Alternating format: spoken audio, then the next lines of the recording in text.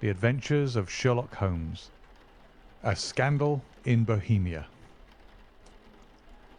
To Sherlock Holmes, she is always the woman. I have seldom heard him mention her under any other name. In his eyes she eclipses and predominates the whole of her sex. It was not that he felt any emotion akin to love for Irene Adler. All emotions, and that one particularly, were abhorrent to his cold, precise, but admirably balanced mind. He was, I take it, the most perfect reasoning and observing machine that the world has seen. But as a lover he would have placed himself in a false position. He never spoke of the softer passions, save with a gibe and a sneer. They were admirable things for the observer, excellent for drawing the veil from men's motives and actions, but for the trained reasoner to admit such intrusions into his own delicate and finely adjusted temperament was to introduce a distracting factor which might throw a doubt upon all his mental results.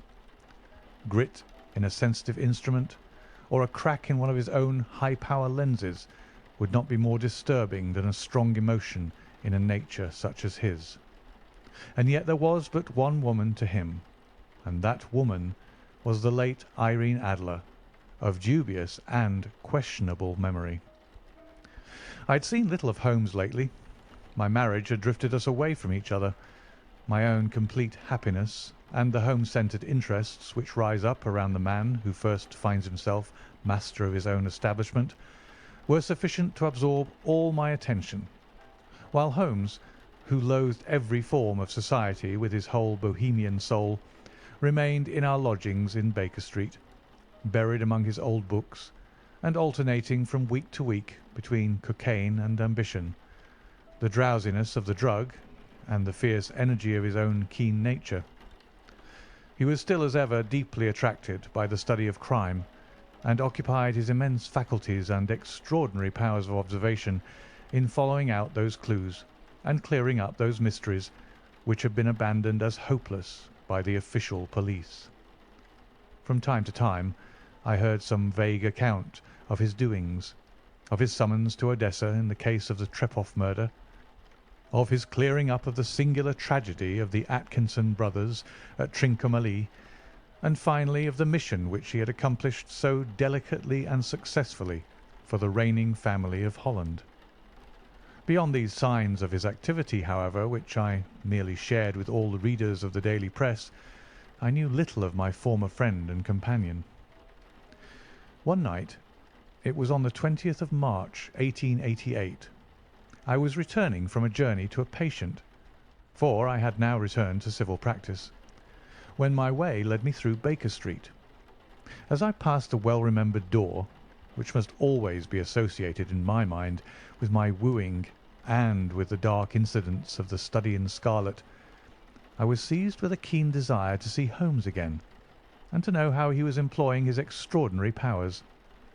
His rooms were brilliantly lit, and even as I looked up I saw his tall, spare figure pass twice in a dark silhouette against the blind. He was pacing the room swiftly, eagerly, with his head sunk upon his chest and his hands clasped behind him. To me, who knew his every mood and habit, his attitude and manner told their own story. He was at work again. He had risen out of his drug-created dreams and was hot upon the scent of some new problem. I rang the bell and was shown up to the chamber which had formerly been in part of my own. His manner was not effusive. It seldom was. But he was glad, I think, to see me. With hardly a word spoken, but with a kindly eye, he waved me to an armchair, threw across his case of cigars, and indicated a spirit case and a gasogen in the corner. When he stood before the fire and looked me over in his singular introspective fashion. "Wedlock suits you," he remarked. "I think, Watson, that you have put on 7½ pounds since I saw you." "7?" I answered. "Indeed." "I should have thought a little more, I fancy, Watson. And in practice again, I observe. You did not tell me that you intended to go into harness." "Then how do you know?" "I see it. I deduce it. How do I know that you have been getting yourself very wet lately, and that you have a most clumsy and careless servant girl?" "My dear Holmes," said I, "this is too much. You would certainly have been burned had you lived a few centuries ago. It is true that I had a country walk on Thursday and came home in a dreadful mess, but as I have changed my clothes, I can't imagine how you deduce it. As to Mary Jane, she is incorrigible, and my wife has given her notice, but there again I fail to see how you work it out." He chuckled to himself and rubbed his long, nervous hands together. "It is simplicity itself," said he. "My eyes tell me that on the inside of your left shoe, just where the firelight strikes it, the leather is scored by 6 almost parallel cuts. Obviously they have been caused by someone who has very carelessly scraped around the edges of the sole in order to remove crusted mud from it. Hence you see my double deduction that you had been out in vile weather, and that you had a particularly malignant boot-slitting specimen of the London slavey. As to your practice, if a gentleman walks into my rooms smelling of iodoform, with a black mark of nitrate of silver upon his right forefinger, and a bulge on the right side of his top hat to show where he has secreted his stethoscope, I must be dull indeed if I do not pronounce him to be an active member of the medical profession." I could not help laughing at the ease with which he explained his process of deduction. "When I hear you give your reasons," I remarked, "the thing always appears to me so ridiculously simple that I could easily do it myself, though at each successive instance of your reasoning I am baffled until you explain your process. And yet I believe that my eyes are as good as yours." "Quite so," he answered, lighting a cigarette and throwing himself down into an armchair. "You see, but you do not observe. The distinction is clear. For example, you have frequently seen the steps which lead up from the hall to this room?" "Frequently." "How often?" "Well, some hundreds of times." "Then how many are there?" "How many? I don't know." "Quite so. You have not observed, and yet you have seen. That is just my point. Now, I know that there are 17 steps because I have both seen and observed. By the way, since you are interested in these little problems, and since you are good enough to chronicle one or two of my trifling experiences, you may be interested in this." He threw over a sheet of thick pink-tinted notepaper which had been lying upon the table. "It came by the last post," said he. "Read it aloud." The note was undated and without either signature or address. "There will call upon you tonight at 7:45, it said, "a gentleman who desires to consult you upon a matter of the very deepest moment. Your recent services to one of the royal houses of Europe have shown that you are one who may safely be trusted with matters which are of an importance which can hardly be exaggerated. This account of you we have from all quarters received. Be in your chamber, then, at that hour, and do not take it amiss if your visitor wear a mask." "This is indeed a mystery," I remarked. "What do you imagine that it means?" "I have no data yet. It is a capital mistake to theorize before one has data. Insensibly one begins to twist facts to suit theories, instead of theories to suit facts. But the note itself, what do you deduce from it?" I carefully examined the writing and the paper upon which it was written. "The man who wrote it was presumably well-to-do," I remarked, endeavouring to imitate my companion's processes. "Such paper could not be bought under £0.5 a packet. It is peculiarly strong and stiff." "Peculiar. That is the very word," said Holmes. "It is not an English paper at all. Hold it up to the light." I did so and saw a large E with a small g, a P and a large G with a small t woven into the texture of the paper. "What do you make of that?" asked Holmes. "The name of the maker, no doubt, or his monogram, rather?" "Not at all. The G with the small t stands for Gesellschaft, which is the German for company. It is a customary contraction, like our Co.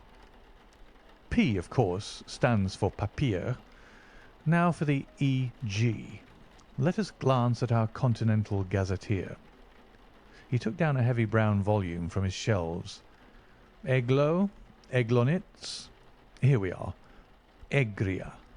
It is in a German-speaking country in Bohemia, not far from Carlsbad. Remarkable as being the scene of the death of Wallenstein, and for its numerous glass factories and paper mills. Aha, my boy, what do you make of that? His eyes sparkled, and he sent up a great blue triumphant cloud from his cigarette. The paper was made in Bohemia, I said. Precisely. And the man who wrote the note is a German. Do you note the peculiar construction of the sentence? This account of you we have from all quarters received. A Frenchman or Russian could not have written that. It is the German who is so uncourteous to his verbs. It only remains, therefore, to discover what is wanted by this German who writes upon Bohemian paper and prefers wearing a mask to showing his face. And here he comes, if I am not mistaken, to resolve all our doubts. As he spoke, there was the sharp sound of horses' hoofs and grating wheels against the curb, followed by a sharp pull at the bell. Holmes whistled. "A pair, by the sound," said he. "Yes," he continued, glancing out of the window. "A nice little brougham, and a pair of beauties, 150 guineas apiece. There's money in this case, Watson, if there's nothing else." "I think that I'd better go, Holmes." "Not a bit, Doctor. Stay where you are. I am lost without my Boswell, and this promises to be interesting.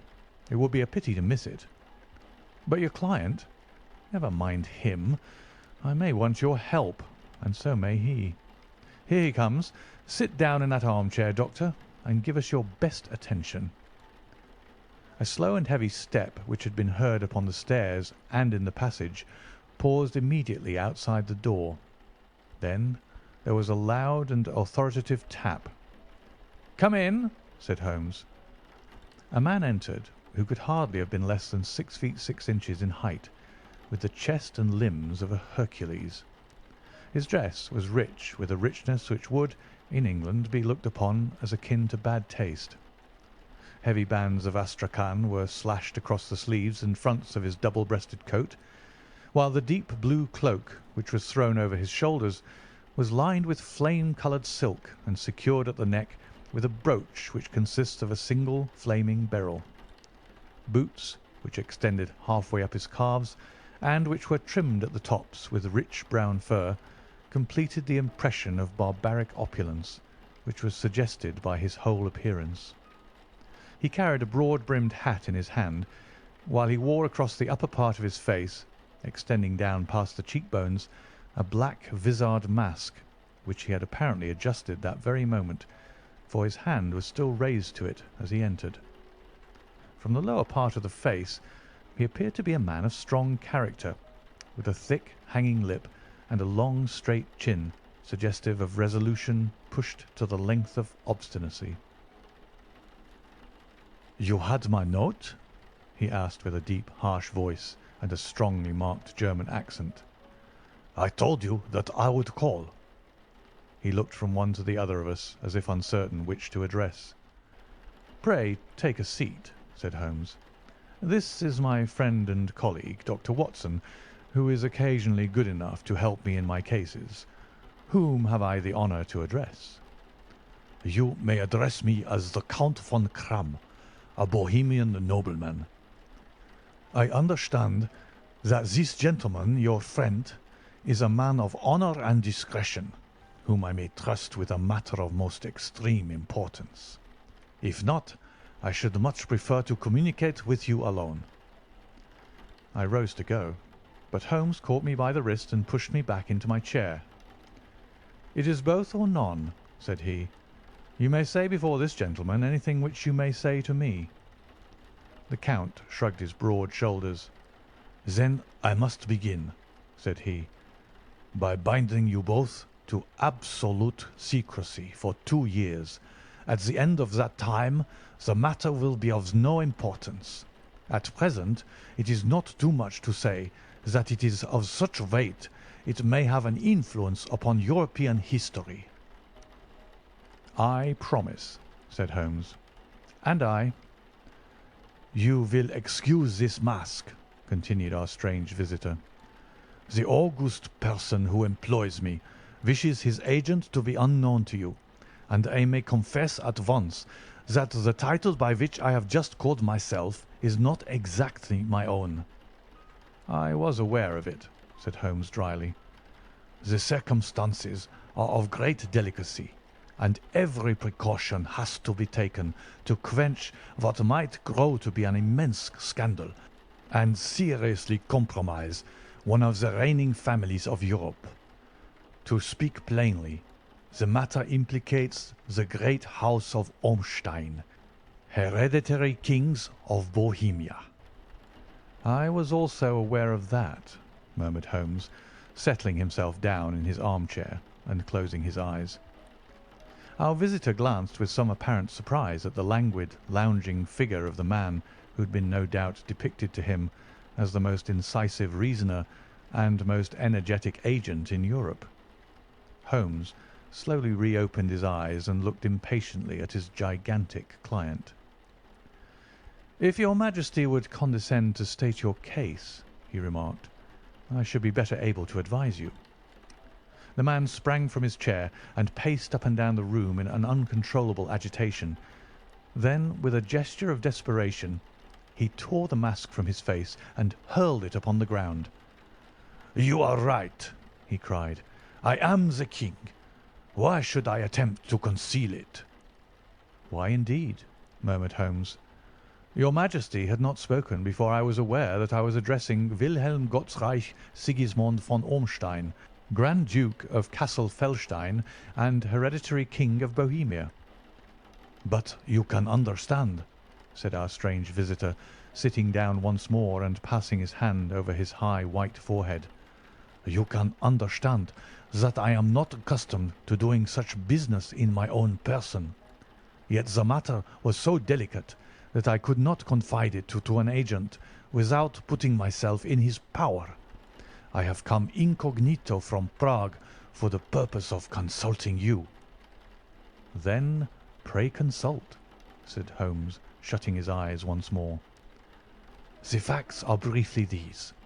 Some 5 years ago, during a lengthy visit to Warsaw, I made the acquaintance of the well-known adventuress Irene Adler.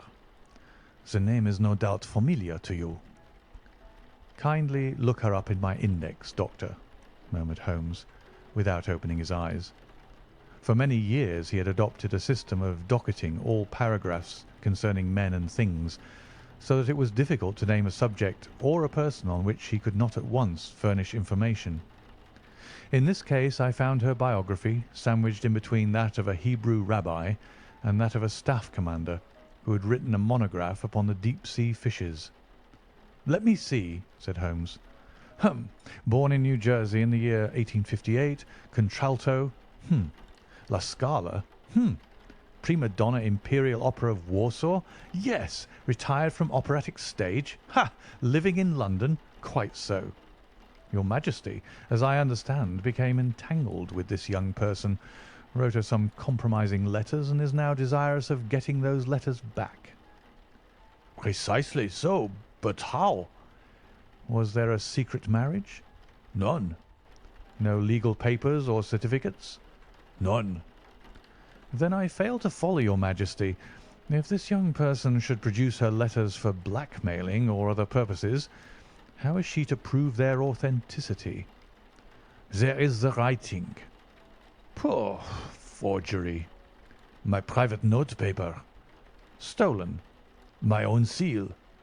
"Imitated." "My photograph." "Bought." "We were both in the photograph." "Oh dear. That is very bad. Your Majesty has indeed committed an indiscretion." "I was mad, insane." "You have compromised yourself seriously." "I was only Crown Prince then. I was young. I am but 30 now." "It must be recovered." We have tried and failed." "Your Majesty must pay. It must be bought." "She will not sell." "Stolen, then?" "5 attempts have been made. Twice burglars in my pay ransacked her house. Once we diverted her luggage when she travelled. Twice she has been waylaid. There has been no result." "No sign of it?" "Absolutely none." Holmes laughed. "It is quite a pretty little problem," said he. "But a very serious one to me," returned the king reproachfully. "Very, indeed. And what does she propose to do with the photograph?" "To ruin me." "But how?" "I am about to be married." "So I have heard." "To Clotilde Lothman von Saxe-Meiningen, second daughter of the King of Scandinavia. You may know the strict principles of her family. She is herself the very soul of delicacy. A shadow of a doubt as to my conduct would bring the matter to an end." "And Irene Adler?" "Threatens to send them the photograph. And she will do it. I know that she will do it. You do not know her, but she has a soul of steel. She has the face of the most beautiful of women and the mind of the most resolute of men. Rather than I should marry another woman, there are no lengths to which she would not go. None." "You are sure that she has not sent it yet?"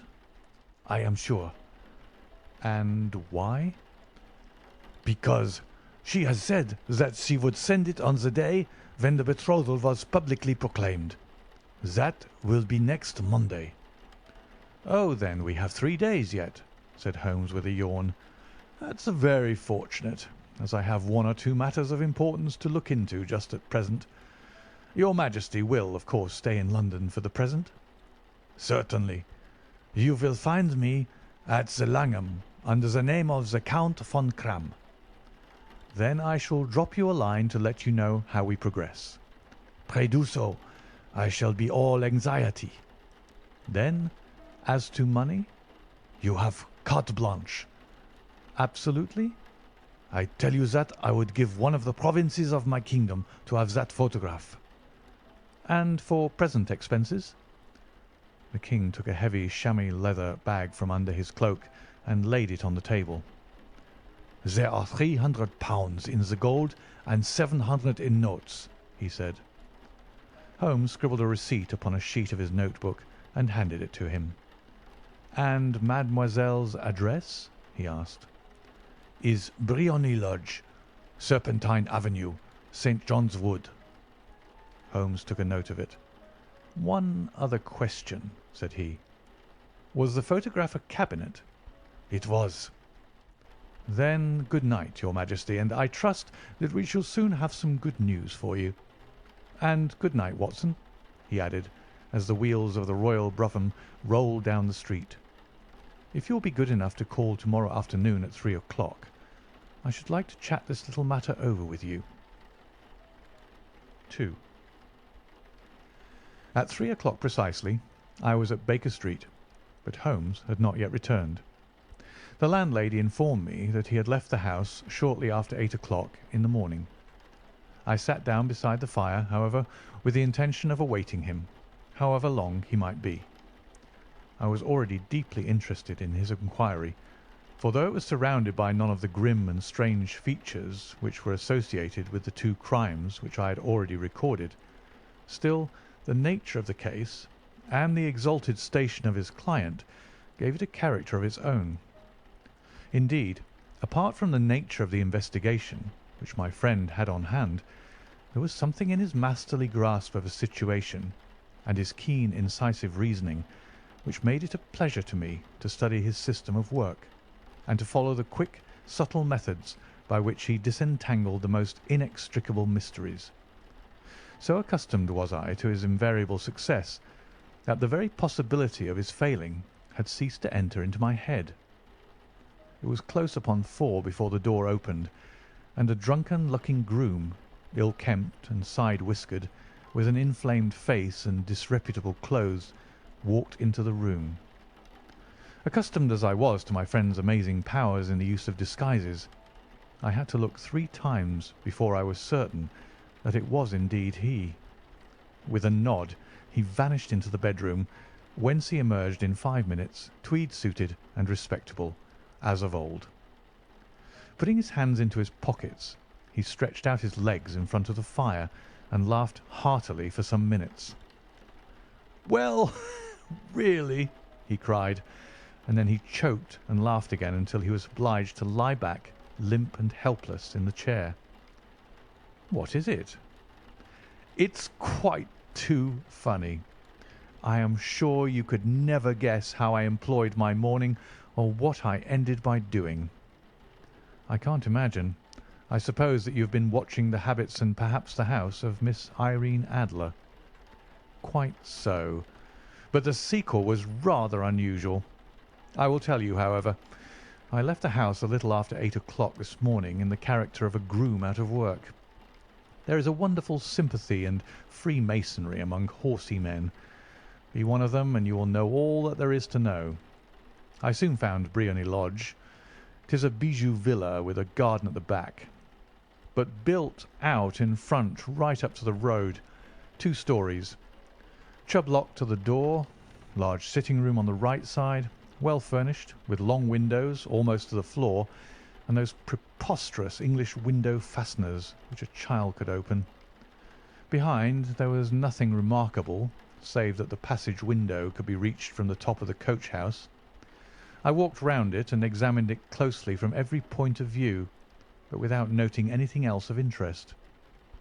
I then lounged down the street and found, as I expected, that there was a mews in a lane which runs down by one wall of the garden. I lent the ostlers a hand in rubbing down their horses, and received in exchange 2d, a glass of half and half, 2 fills of shag tobacco, and as much information as I could desire about Miss Adler, to say nothing of half a dozen other people in the neighbourhood in whom I was not the least interested, but whose biographies I was compelled to listen to. "And what of Irene Adler?" I asked. "Oh, she has turned all the men's heads down in that part. She is the daintiest thing under a bonnet on this planet. So say the Serpentine Mews to a man. She lives quietly, sings at concerts, drives out at 5 every day, and returns at 7 sharp for dinner. Seldom goes out at other times, except when she sings. Has only 1 male visitor, but a good deal of him. He is dark, handsome, and dashing, never calls less than once a day, and often twice. He is a Mr. Godfrey Norton of the Inner Temple. See the advantages of a cabman as a confidant. They had driven him home a dozen times from Serpentine Mews, and knew all about him.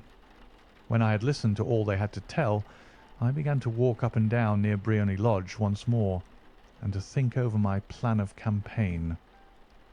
This Godfrey Norton was evidently an important factor in the matter. He was a lawyer. That sounded ominous. What was the relation between them, and what the object of his repeated visits? Was she his client, his friend, or his mistress? If the former, she had probably transferred the photograph to his keeping. If the latter, it was less likely. On the issue of this question depended whether I should continue my work at Briony Lodge, or turn my attention to the gentlemen's chambers in the Temple. It was a delicate point, and it widened the field of my inquiry. I fear that I bore you with these details, but I have to let you see my little difficulties if you are to understand the situation. "I am following you closely," I answered. I was still balancing the matter in my mind when a hansom cab drove up to Briony Lodge, and a gentleman sprang out. He was a remarkably handsome man, dark, aquiline, and moustached, evidently the man of whom I had heard. He appeared to be in a great hurry, shouted to the cabman to wait, and brushed past the maid, who opened the door with the air of a man who was thoroughly at home. He was in the house about half an hour, and I could catch glimpses of him in the windows of the sitting room, pacing up and down, talking excitedly, and waving his arms. Of her I could see nothing. Presently he emerged, looking even more flurried than before. As he stepped up to the cab he pulled a gold watch from his pocket and looked at it earnestly. "Drive like the devil!" he shouted. First to Cross and Hankey's in Regent Street, and then to the Church of St. Monica in Edgware Road. Half a guinea if you do it in 20 minutes. Away they went, and I was just wondering whether I should not do well to follow them when up the lane came a neat little landau. The coachman, with his coat only half buttoned, and his tie under his ear, while all the tags of his harness were sticking out of the buckles. It hadn't pulled up before she shot out of the hall door and into it. I only caught a glimpse of her at the moment, but she was a lovely woman, with a face that a man might die for. "The Church of St. Monica, John," she cried, "and half a sovereign if you reach it in 20 minutes. This was quite too good to lose, Watson. I was just balancing whether I should run for it or whether I should perch behind her landau, when a cab came through the street. The driver looked twice at such a shabby fare, but I jumped in before he could object. "The Church of St. Monica," said I, "and half a sovereign if you reach it in 20 minutes. It was 25 minutes to 12, and of course it was clear enough what was in the wind. My cabby drove fast. I don't think I ever drove faster, but the others were there before us. The cab and the landau with their steaming horses were in front of the door when I arrived. I paid the man and hurried into the church. There was not a soul there save the two whom I had followed and a surpliced clergyman who seemed to be expostulating with them. They were all three standing in a knot in front of the altar. I lounged up the side aisle like any other idler who has dropped into a church. Suddenly, to my surprise, the three at the altar faced round to me, and Godfrey Norton came running as hard as he could towards me. "Thank God!" he cried. "You'll do. Come, come!" "What then?" I asked. "Come, man, come! Only 3 minutes, or it won't be legal." I was half dragged up to the altar, and before I knew where I was, I found myself mumbling responses which were whispered in my ear, and vouching for things of which I knew nothing, and generally assisting in the secure tying up of Irene Adler, spinster, to Godfrey Norton, bachelor.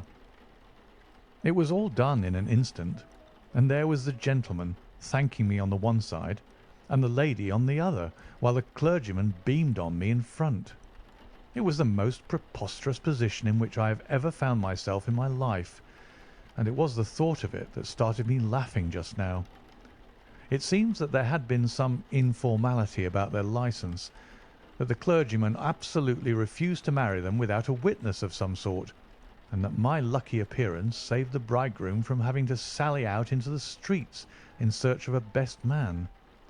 The bride gave me a sovereign, and I mean to wear it on my watch chain in memory of the occasion. "This is a very unexpected turn of affairs," said I. "And what then?" "Well, I found my plans were seriously menaced. It looked as if the pair might take an immediate departure, and so necessitate very prompt and energetic measures on my part. At the church door, however, they separated, he driving back to the Temple, and she to her own house.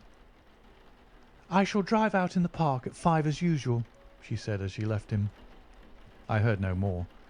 They drove away in different directions, and I went off to make my own arrangements. "Which are?" "Some cold beef and a glass of beer," he answered, ringing the bell.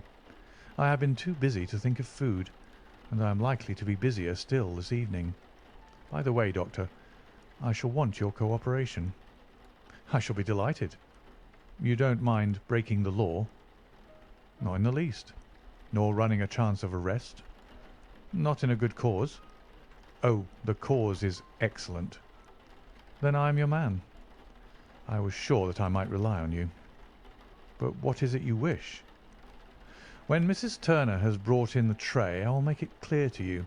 Now," he said, as he turned hungrily on the simple fare that our landlady had provided, "I must discuss it while I eat, for I have not much time. It is nearly 5 now. In 2 hours we must be on the scene of action. Miss Irene, or Madam, rather, returns from her drive at 7. We must be at Briony Lodge to meet her." "And what then?" "You must leave that to me. I have already arranged what is to occur. There is only one point on which I must insist. You must not interfere. Come what may, you understand." "I am to be neutral?" to do nothing whatever. There will probably be some small unpleasantness. Do not join in it. It will end in my being conveyed into the house. 4 or 5 minutes afterwards the sitting-room window will open. You are to station yourself close to that open window. Yes.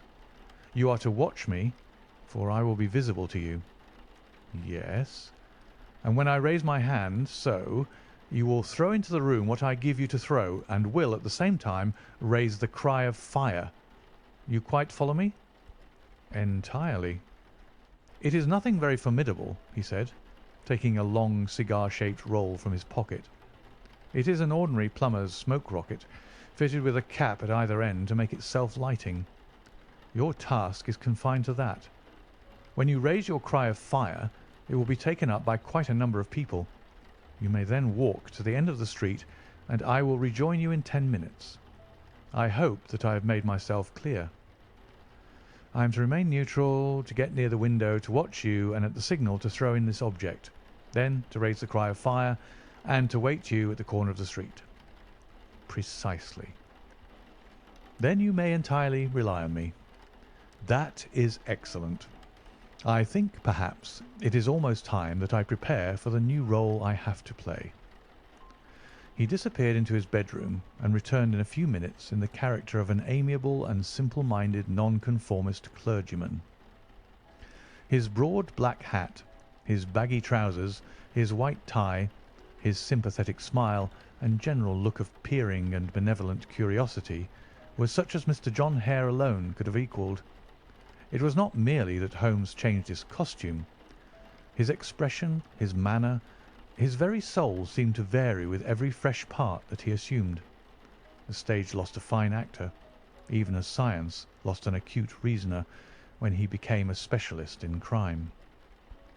It was 6:15 when we left Baker Street, and it still wanted 10 minutes to the hour when we found ourselves in Serpentine Avenue. It was already dusk, and the lamps were just being lighted as we paced up and down in front of Briony Lodge, waiting for the coming of its occupant. The house was just such as I had pictured it from Sherlock Holmes' succinct description, but the locality appeared to be less private than I expected.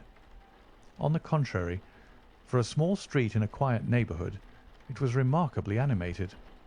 There was a group of shabbily dressed men, smoking and laughing in a corner, a scissors grinder with his wheel, 2 guardsmen who were flirting with a nurse girl, and several well-dressed young men who were lounging up and down with cigars in their mouths. "You see," remarked Holmes, as we paced to and fro in front of the house, "this marriage rather simplifies matters. The photograph becomes a double-edged weapon now. The chances are that she would be as averse to its being seen by Mr. Godfrey Norton as our client is to its coming to the eyes of his princess. Now the question is, where are we to find the photograph?" "Where indeed?" "It is most unlikely that she carries it about with her. It is cabinet size, too large for easy concealment about a woman's dress. She knows that the king is capable of having her waylaid and searched. 2 attempts of the sort have already been made. We may take it, then, that she does not carry it about with her. Where, then? Her banker or her lawyer. There is that double possibility. But I am inclined to think neither.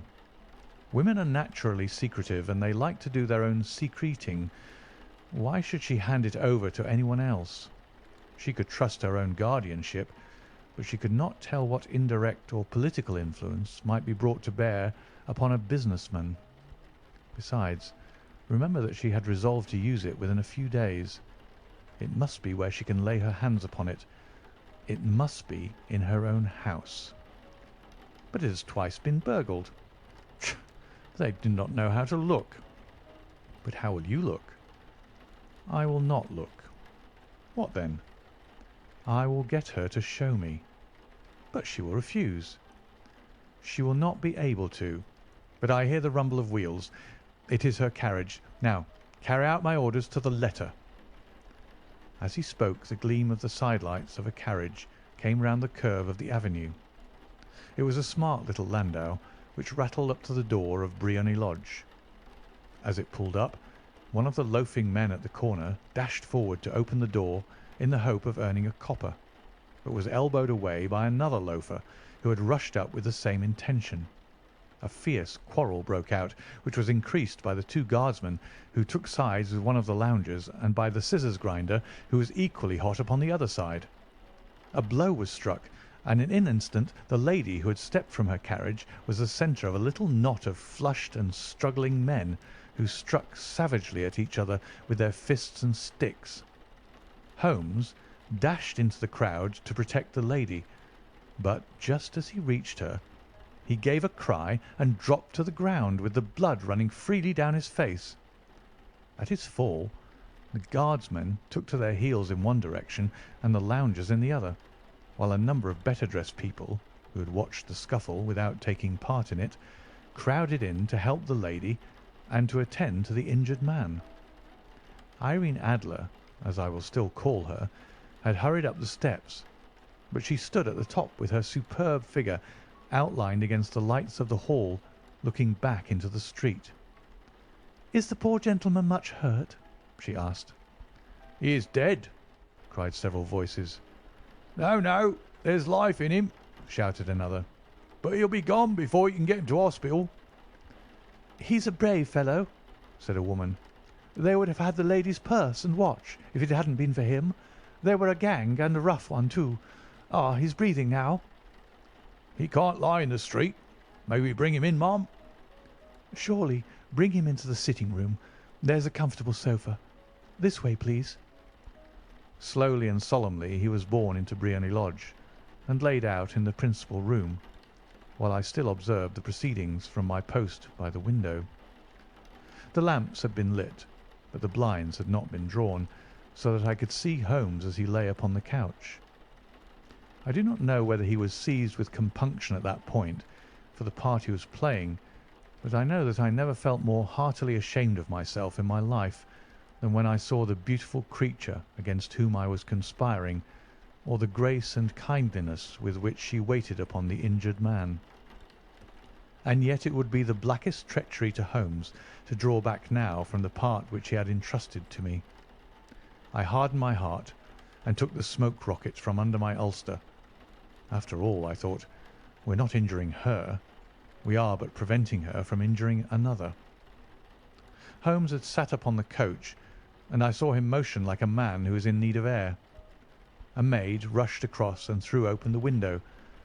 At the same instant I saw him raise his hand, and at the signal I tossed my rocket into the room with a cry of "Fire!" The word was no sooner out of my mouth than the whole crowd of spectators, well dressed and ill, gentlemen, ostlers, and servant maids, joined in a general shriek of "Fire!" Thick clouds of smoke curled through the room and out at the open window. I caught a glimpse of rushing figures, and a moment later the voice of Holmes from within, assuring them that it was a false alarm. Slipping through the shouting crowd, I made my way to the corner of the street, and in 10 minutes was rejoiced to find my friend's arm in mine, and to get away from the scene of uproar. He walked swiftly and in silence for some few minutes, until we had turned down one of the quiet streets which led towards the Edgware Road. "You did it very nicely, Doctor," he remarked. "Nothing could have been better. It is all right." "You have the photograph?" "I know where it is." "And how did you find out?" "She showed me, as I told you she would." "I'm still in the dark." "I do not wish to make a mystery," said he, laughing. "The matter was perfectly simple. You, of course, saw that everyone in the street was an accomplice. They were all engaged for the evening." "I guessed as much." "Then, when the row broke out, I had a little moist red paint in the palm of my hand. I rushed forward, fell down, clapped my hand to my face, and became a piteous spectacle. It is an old trick." "That also I could fathom." "Then they carried me in. She was bound to have me in. What else could she do?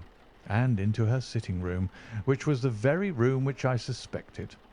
It lay between that and her bedroom, and I was determined to see which. They laid me on a couch. I motioned for air. They were compelled to open the window, and you had your chance." How did that help you? It was all important. When a woman thinks that her house is on fire, her instinct is at once to rush to the thing which she values most. It is a perfectly overpowering impulse, and I have more than once taken advantage of it. In the case of the Darlington substitution scandal, it was of use to me, and also in the Arnsworth Castle business. A married woman grabs at her baby, an unmarried one reaches for her jewel box. Now it was clear to me that our lady of today had nothing in the house more precious to her than what we are in quest of. She would rush to secure it. The alarm of fire was admirably done. The smoke and shouting were enough to shake nerves of steel. She responded beautifully. The photograph is in a recess behind a sliding panel just above the right bell pull. She was there in an instant, and I caught a glimpse of it as she half drew it out. When I cried out that it was a false alarm, she replaced it, glanced at the rocket, rushed from the room, and I have not seen her since. I rose and, making my excuses, escaped from the house.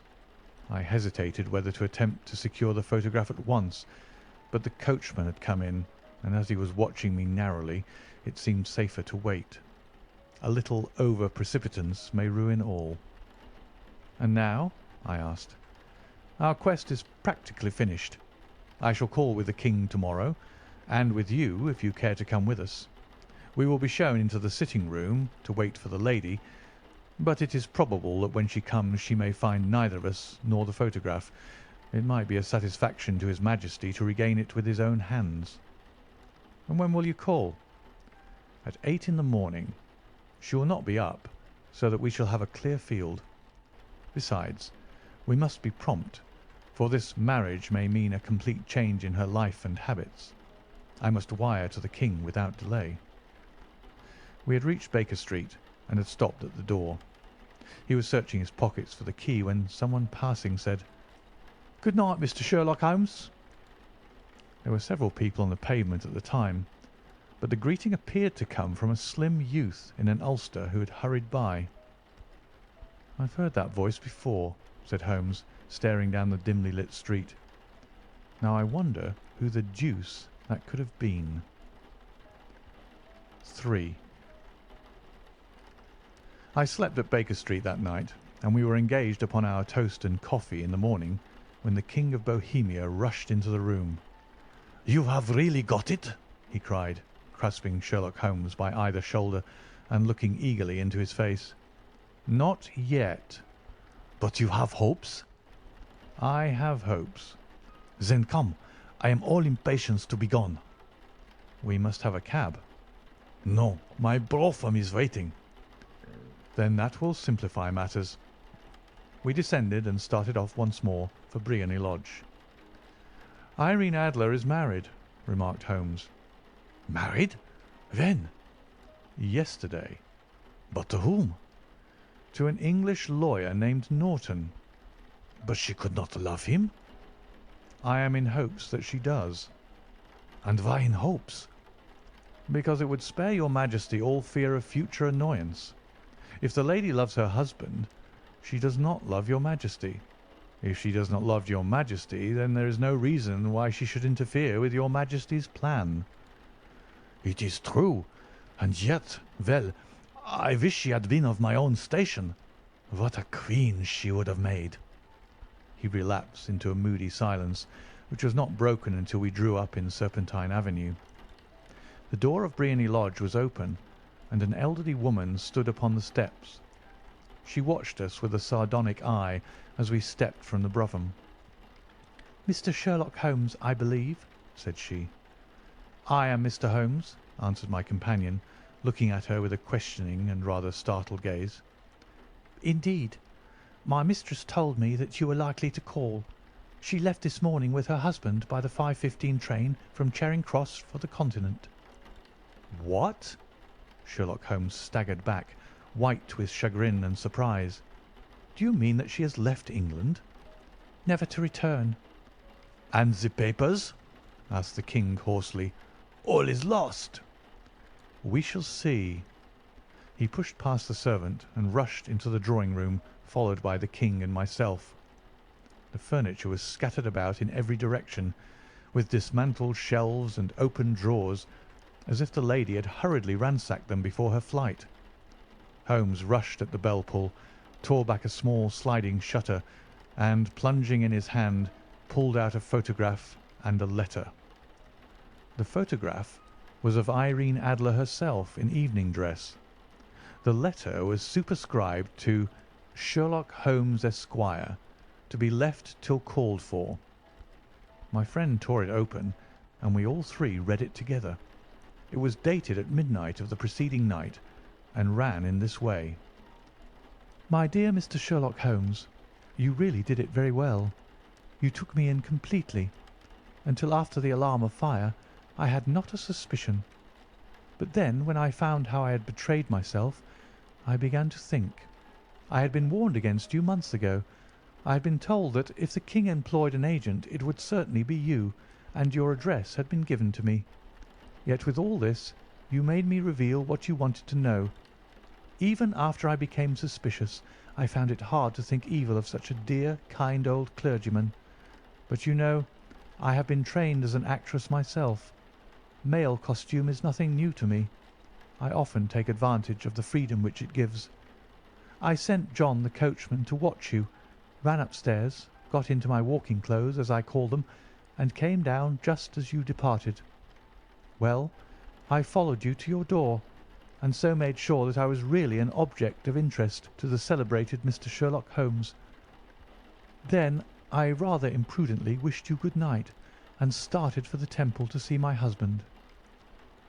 We both thought the best resource was flight, when pursued by so formidable an antagonist. So you will find the nest empty when you call tomorrow. As to the photograph, your client may rest in peace. I love and am loved by a better man than he. The King may do what he will without hindrance from one whom he has cruelly wronged. I keep it only to safeguard myself, and to preserve a weapon which will always secure me from any steps which he might take in the future. I leave a photograph which he might care to possess, and I remain, dear Mr. Sherlock Holmes, very truly yours, Irene Norton, née Adler." "What a woman! Oh, what a woman!" cried the King of Bohemia, when we had all three read this epistle. "Did I not tell you how quick and resolute she was? Would she not have made an admirable queen? Is it not a pity that she was not on my level?" "From what I have seen of the lady, she seems indeed to be on a very different level to your Majesty," said Holmes coldly. "I am sorry that I have not been able to bring your Majesty's business to a more successful conclusion." "On the contrary, my dear sir," cried the King, "nothing could be more successful. I know that her word is inviolate. The photograph is now as safe as if it were in the fire." "I am glad to hear your Majesty say so." "I am immensely indebted to you. Pray tell me, in what way I can reward you? This ring?" He slipped an emerald snake ring from his finger and held it out upon the palm of his hand. "Your Majesty has something which I should value even more highly," said Holmes. "You have but to name it." "This photograph." The King stared at him in amazement. "Irene's photograph?" he cried. "Certainly, if you wish it." "I thank you, your Majesty. Then there is no more to be done in the matter. I have the honour to wish you a very good morning." He bowed, and turning away without observing the hand which the King had stretched out to him, he set off in my company for his chambers.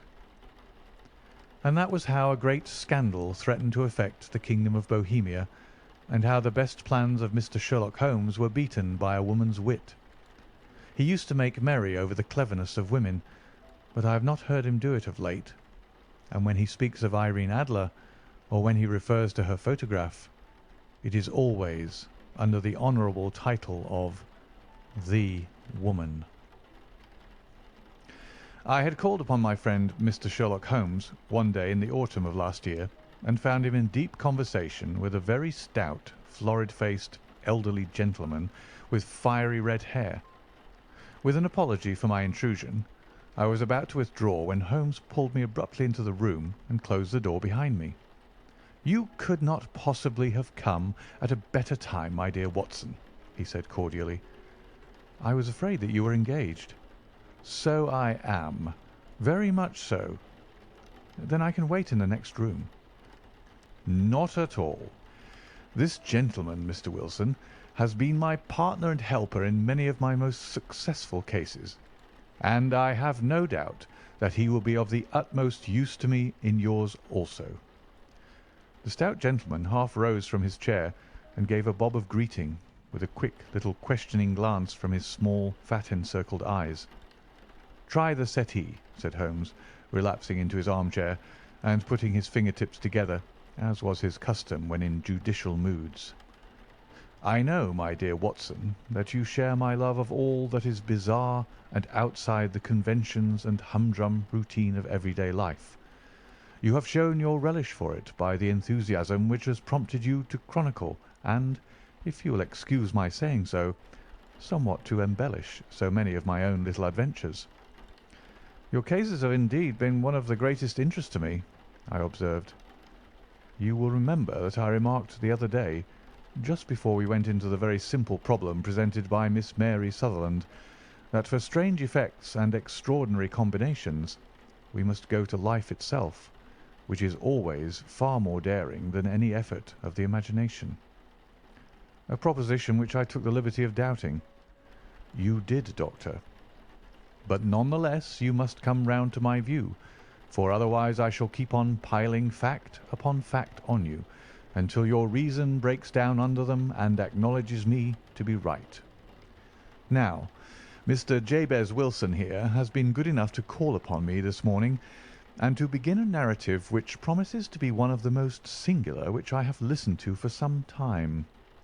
You have heard me remark that the strangest and most unique things are very often connected not with the larger but with the smaller crimes, and occasionally, indeed, where there is room for doubt whether any positive crime has been committed.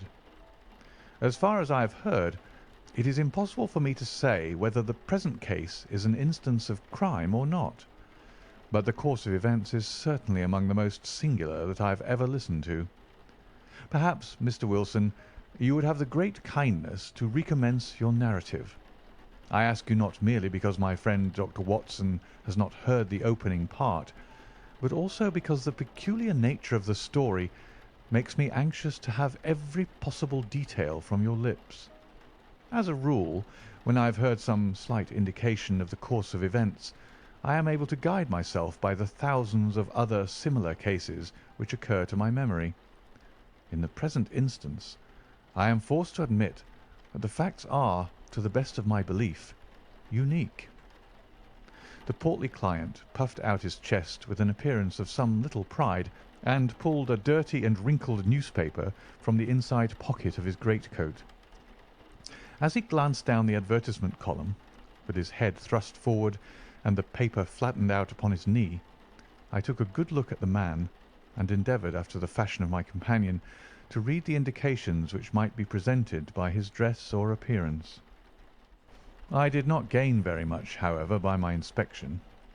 Our visitor bore every mark of being an average, commonplace British tradesman, obese, pompous, and slow. He wore rather baggy grey shepherd's check trousers, a not over-clean black frock-coat, unbuttoned in the front, and a drab waistcoat with a heavy brassy Albert chain, and a square pierced bit of metal dangling down as an ornament. A frayed top hat and a faded brown overcoat with a wrinkled velvet collar lay upon a chair beside him.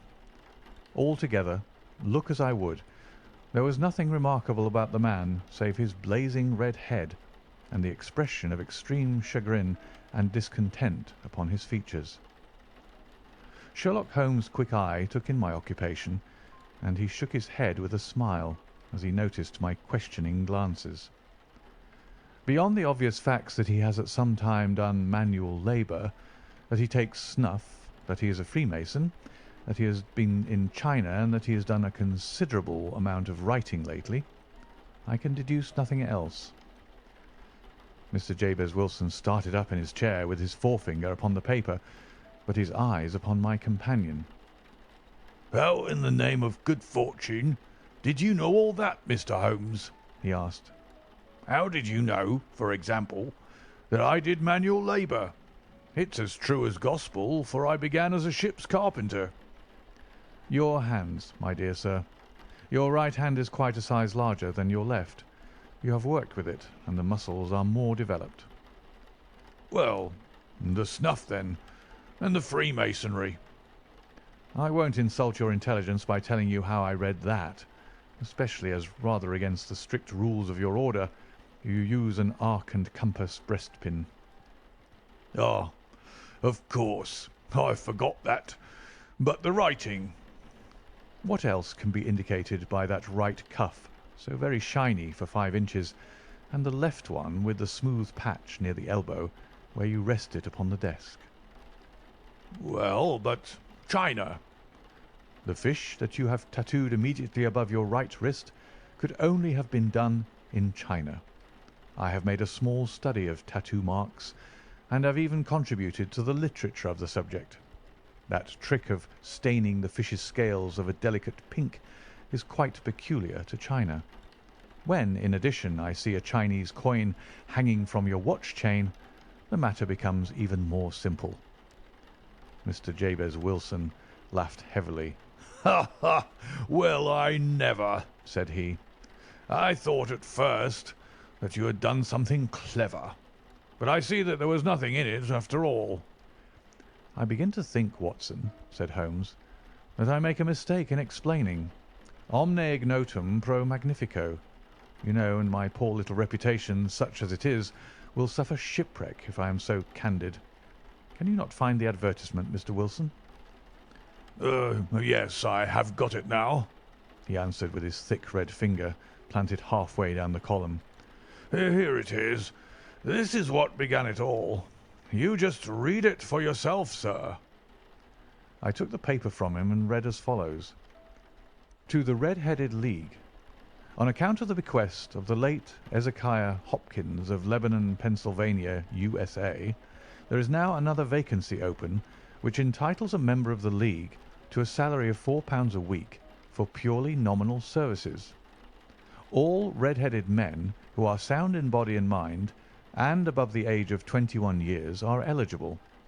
Apply in person on Monday at 11 o'clock to Duncan Ross at the offices of the League, 7 Pope's Court, Fleet Street." "What on earth does this mean?" I ejaculated, after I had twice read over the extraordinary announcement. Holmes chuckled and wriggled in his chair, as was his habit when in high spirits. "It is a little off the beaten track, isn't it?" said he. "And now, Mr. Wilson, off you go at scratch and tell us all about yourself, your household, and the effect which this advertisement had upon your fortunes.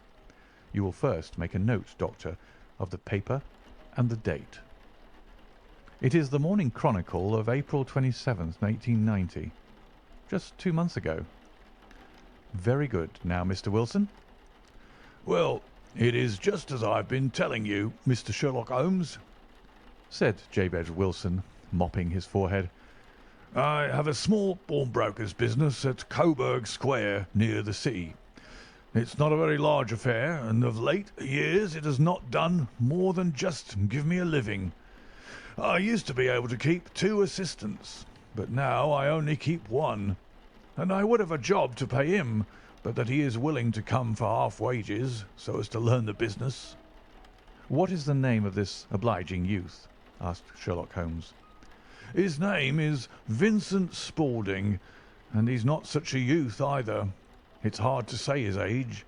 I should not wish a smarter assistant, Mr. Holmes, and I know very well that he could better himself and earn twice what I'm able to give him. But after all, if he is satisfied, why should I put ideas in his head?" "Why, indeed? You seem most fortunate in having an employee who comes under the full market price. It is not a common experience among employers in this age. I don't know that your assistant is not as remarkable as your advertisement." "Oh, he has his faults too," said Mr. Wilson. "Never was such a fellow for photography. Snapping away with a camera when he ought to be improving his mind, and then diving down into the cellar like a rabbit into its hole to develop his pictures. That is his main fault, but on the whole he's a good worker. There's no vice in him." "He is still with you, I presume?" "Yes, sir. He and a girl of 14 who does a bit of simple cooking and keeps the place clean. That's all I have in the house, for I am a widower and never had any family.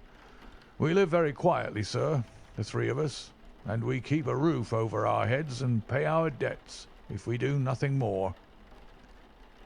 The first thing that put us out was that advertisement. Spaulding, he came down into the office just this day, 8 weeks, with this very paper in his hand, and he says, 'I wish to the Lord, Mr. Wilson, that I was a red-headed man.' 'Why that?' I asks. 'Why,' says he, 'here's another vacancy on the League of the Red-Headed Men. It's worth quite a little fortune to any man who gets it, and I understand that there are more vacancies than there are men, so that the trustees are at their wits' end what to do with the money. If my hair would only change colour, there's a nice little crib all ready for me to step into.' 'Why, what is it then?' I asked. 'You see, Mr. Holmes, I'm a very stay-at-home man, and as my business came to me instead of my having to go to it, I was often weeks on end without putting my foot over the doormat. In that way, I didn't know much of what was going on outside, and I was always glad of a bit of news.' "Have you never heard of the League of the Red-Headed Men?" he asked with his eyes open. "Never? Why, I wonder at that, for you are eligible yourself for one of the vacancies." "And what are they worth?" I asked. "Oh, merely a couple of hundred a year, but the work is slight, and it need not interfere very much with one's other occupations." Well, you can easily think that that made me prick up my ears, for the business has not been over good for some years, and an extra couple of hundred would have been very handy. "Tell me all about it," said I. "Well," said he, showing me the advertisement, "you can see for yourself that the League has a vacancy, and there is the address where you should apply for particulars. As far as I can make out, the League was founded by an American millionaire, Ezekiah Hopkins, who was very peculiar in his ways. He was himself red-headed, and he had a great sympathy for all red-headed men. So, when he died, it was found that he had left his enormous fortune in the hands of trustees, with instructions to apply the interest to the providing of easy berths to men whose hair is of that colour. From all I hear, it is splendid pay and very little to do." "But," said I, "there'd be millions of red-headed men who could apply." "Not so many as you might think," he answered. "You see, it is really confined to Londoners and to grown men. This American had started from London when he was young, and he wanted to do the old town a good turn. Then again, I have heard it is no use your applying if your hair is light red or dark red or anything but real, bright, blazing, fiery red. Now, if you cared to apply, Mr. Wilson, you would just walk in, but perhaps it would hardly be worth your while to put yourself out of the way for the sake of a few £100. Now, it is a fact, gentlemen, as you may see for yourselves, that my hair is of a very full and rich tint, so that it seemed to me that if there was to be any competition in the matter, I stood as good a chance as any man that I had ever met.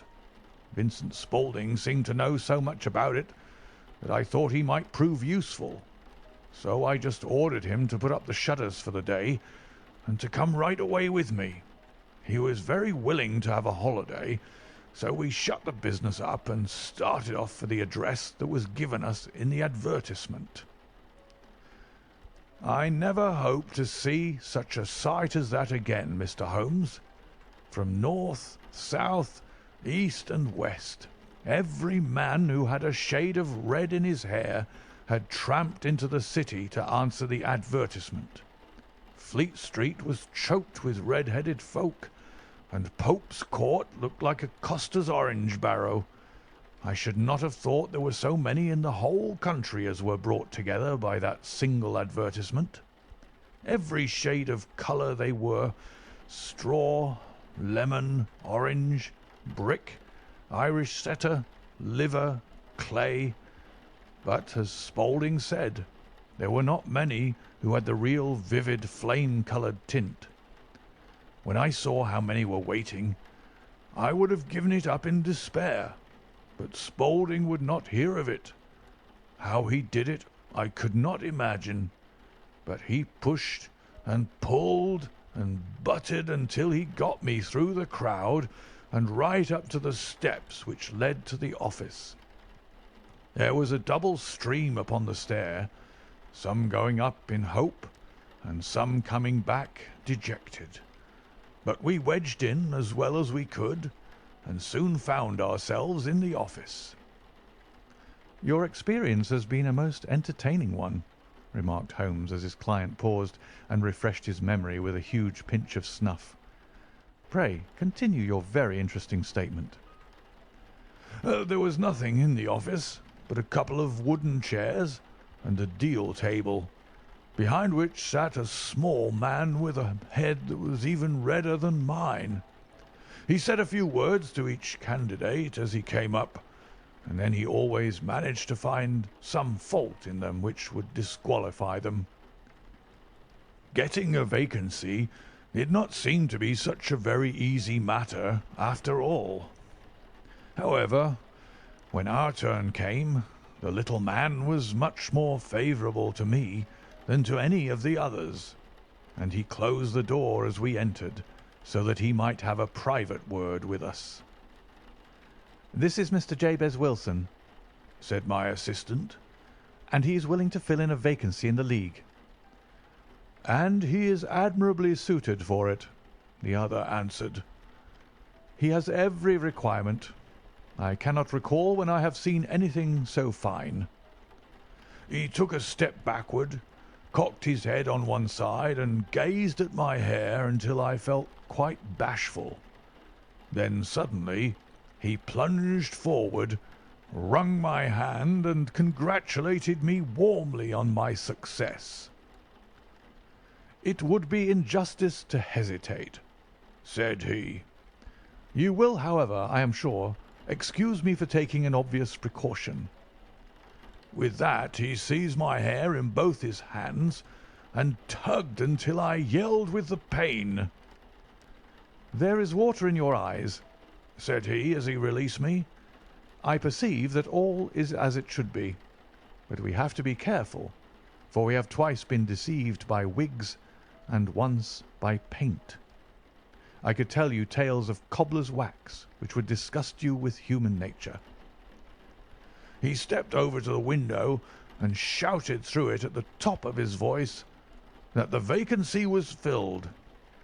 A groan of disappointment came up from below, and the folk all trooped away in different directions until there was not a red head to be seen, except my own and that of the manager.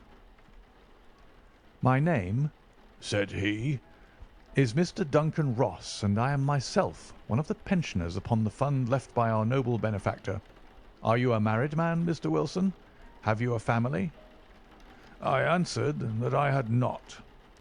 His face fell immediately. "Dear me," he said gravely, "that is very serious indeed. I am sorry to hear you say that. The fund was, of course, for the propagation and spread of the red heads as well as for their maintenance. It is exceedingly unfortunate that you should be a bachelor." My face lengthened at this, Mr. Holmes, for I thought that I was not to have the vacancy after all.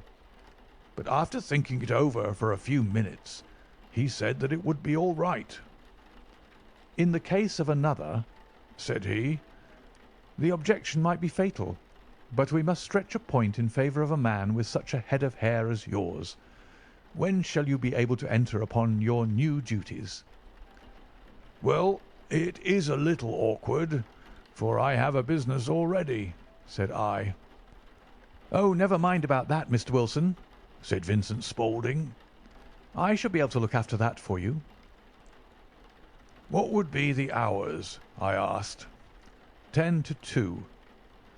"Now, a pawnbroker's business is mostly done of an evening, Mr. Holmes, especially Thursday and Friday evening, which is just before payday, so it would suit me very well to earn a little in the mornings.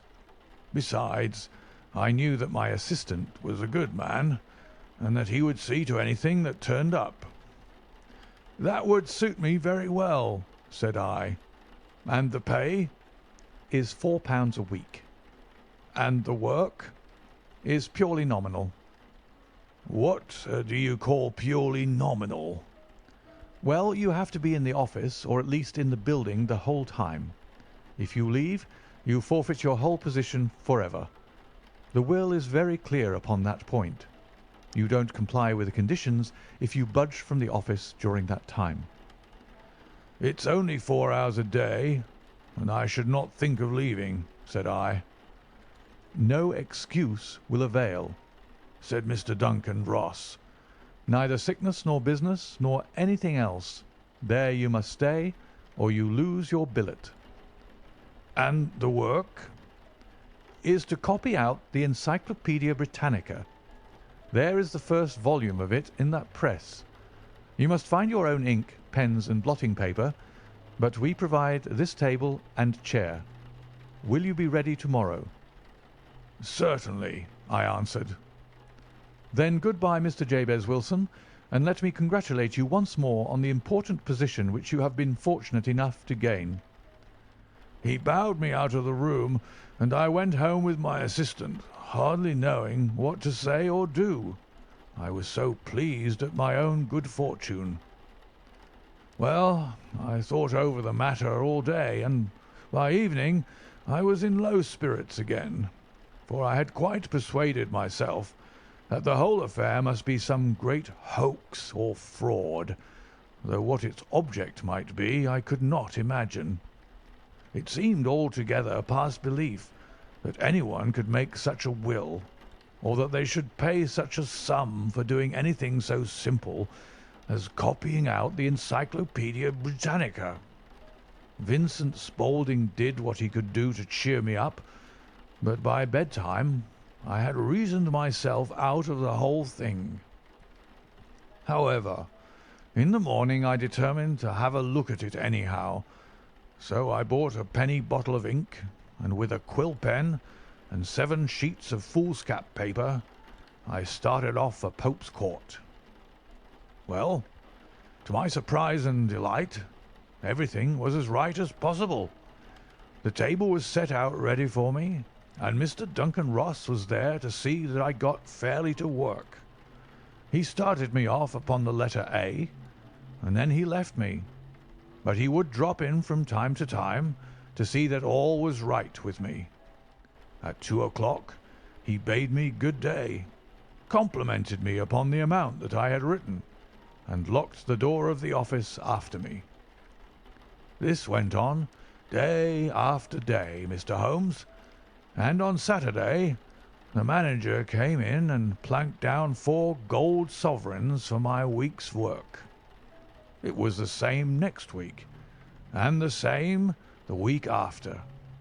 Every morning I was there at 10, and every afternoon I left at 2.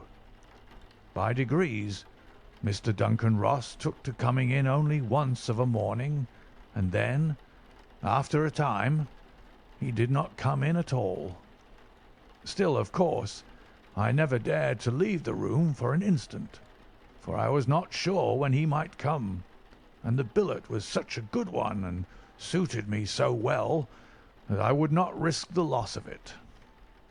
8 weeks passed away like this, and I had written about abbots and archery and armour and architecture and Attica, and hoped with diligence that I might get on to the B's before very long. It cost me something in foolscap, and I had pretty nearly filled a shelf with my writings, and then suddenly the whole business came to an end." "To an end?" "Yes, sir, and no later than this morning. I went to my work as usual at 10 o'clock. But the door was shut and locked with a little square of cardboard hammered onto the middle of the panel with a tack. Here it is, and you can read for yourself." He held up a piece of white cardboard about the size of a sheet of notepaper. It read in this fashion: "The Red-Headed League is dissolved. October 9th, 1890. Sherlock Holmes and I surveyed this curt announcement and the rueful face behind it until the comical side of the affair so completely overtopped every other consideration that we both burst out into a roar of laughter.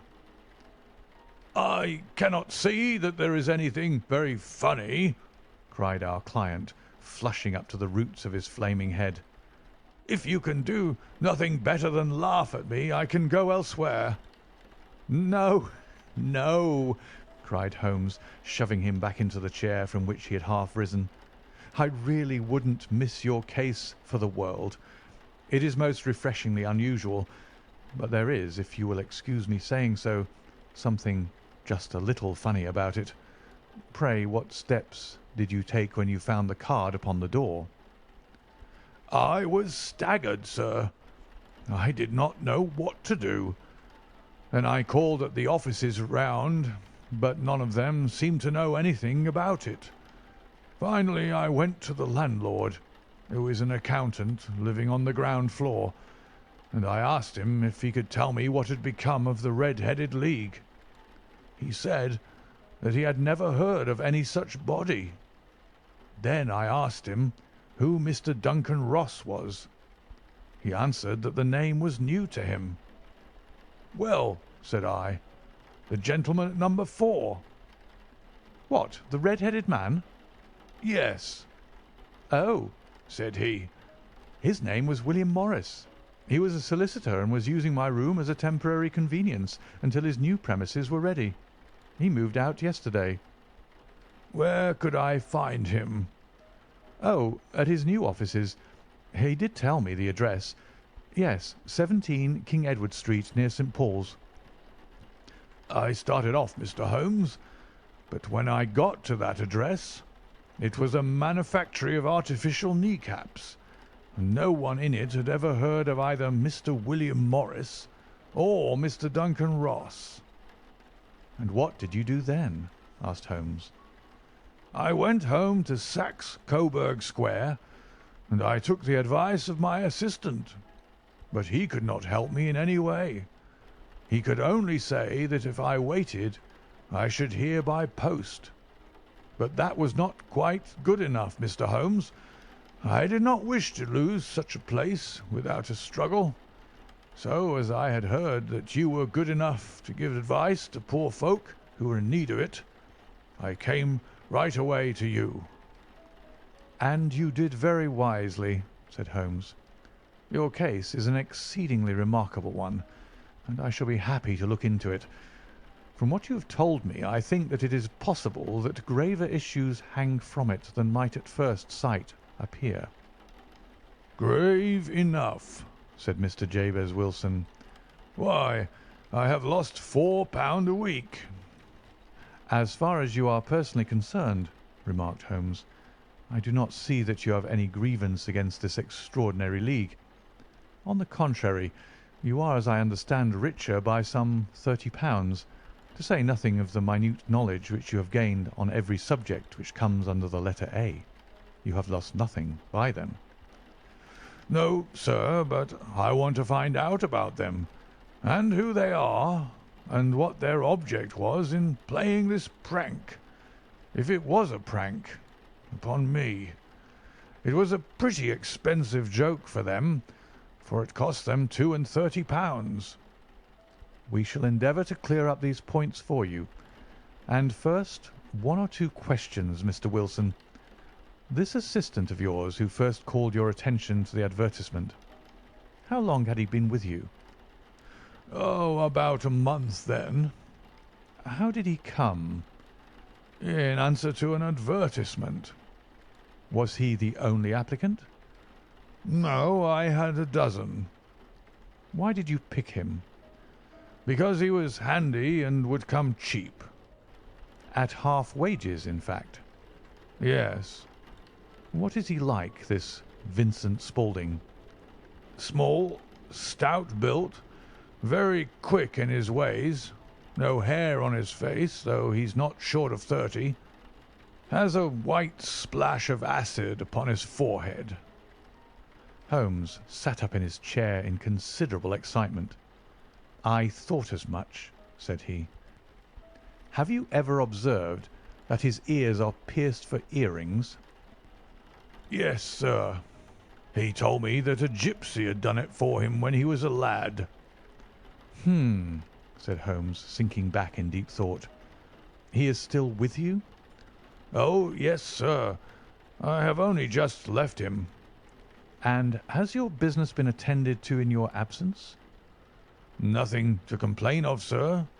There's never very much to do of a morning. That will do, Mr. Wilson. I shall be happy to give you an opinion upon the subject in the course of a day or two.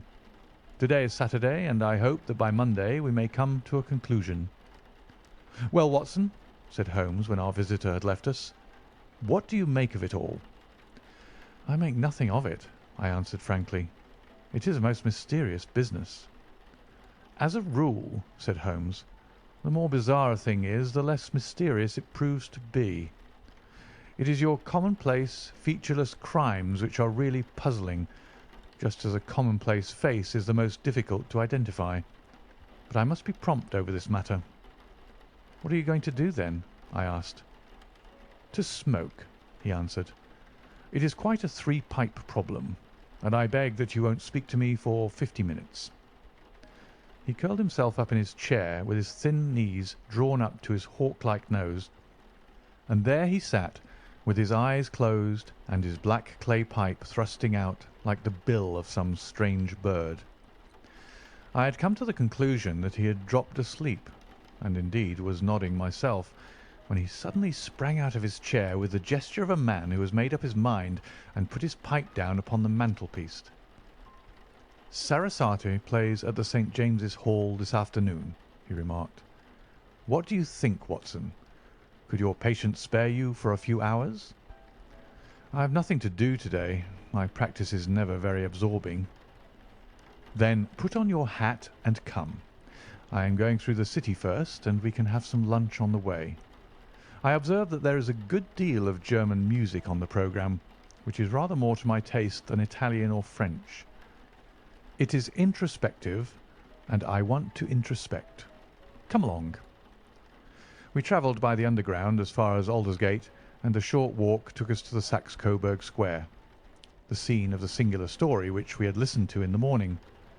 It was a poky, little, shabby, genteel place where 4 lines of dingy, 2-storied brick houses looked out into a small, railed-in enclosure where a lawn of weedy grass and a few clumps of faded laurel bushes made a hard fight against a smoke-laden and uncongenial atmosphere.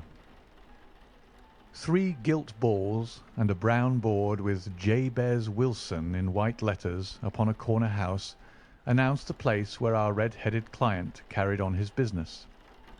Sherlock Holmes stopped in front of it with his head on one side and looked it all over with his eyes shining brightly between puckered lids.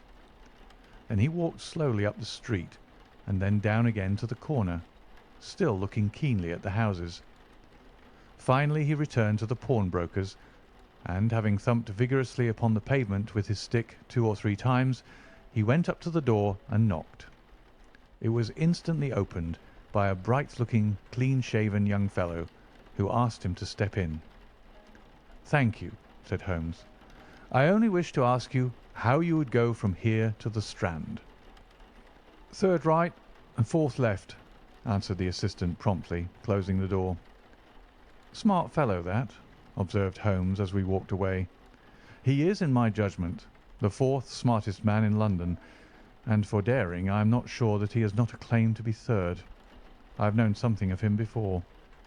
"Evidently," said I. "Mr. Wilson's assistant counts for a good deal in the mystery of the Red-Headed League, I'm sure that you inquired your way merely in order that you might see him." "Not him. What then?" "The knees of his trousers." "And what did you see?" "What I expected to see." "Why did you beat the pavement?" "My dear doctor, this is a time for observation, not for talk. We are spies in an enemy's country. We know something of Saxe Coburg Square. Let us now explore the parts which lie behind it." The road in which we found ourselves as we turned round the corner from the retired Saxe Coburg Square presented as great a contrast to it as the front of a picture does to the back. It was one of the main arteries which conveyed the traffic of the city to the north and west. The roadway was blocked with the immense stream of commerce flowing in a double tide inward and outward, while the footpaths were black with the hurrying swarm of pedestrians. It was difficult to realize, as we looked at the line of fine shops and stately business premises, that they really abutted on the other side upon the faded and stagnant square which we had just quitted.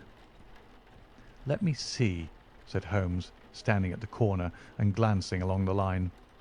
"I should like just to remember the order of the houses here. It is a hobby of mine to have an exact knowledge of London. There is Mortimer's, the tobacconist, the little newspaper shop, the Coburg branch of the City and Suburban Bank, the vegetarian restaurant, and Macfarlane's carriage building depot. That carries us right on to the other block. And now, Doctor, we've done our work, so it's time we had some play. A sandwich and a cup of coffee, and then off to Violin Land, where all is sweetness and delicacy and harmony, and there are no red-headed clients to vex us with their conundrums." My friend was an enthusiastic musician, being himself not only a very capable performer, but a composer of no ordinary merit. All the afternoon he sat in the stalls, wrapped in the most perfect happiness, gently waving his long, thin fingers in time to the music, while his gently smiling face and his languid, dreamy eyes were as unlike those of Holmes the sleuth-hound, Holmes the relentless, keen-witted, ready-handed criminal agent, as it was possible to conceive. In his singular character, the dual nature alternately asserted itself, and his extreme exactness and astuteness represented, as I have often thought, the reaction against the poetic and contemplative mood which occasionally predominated in him.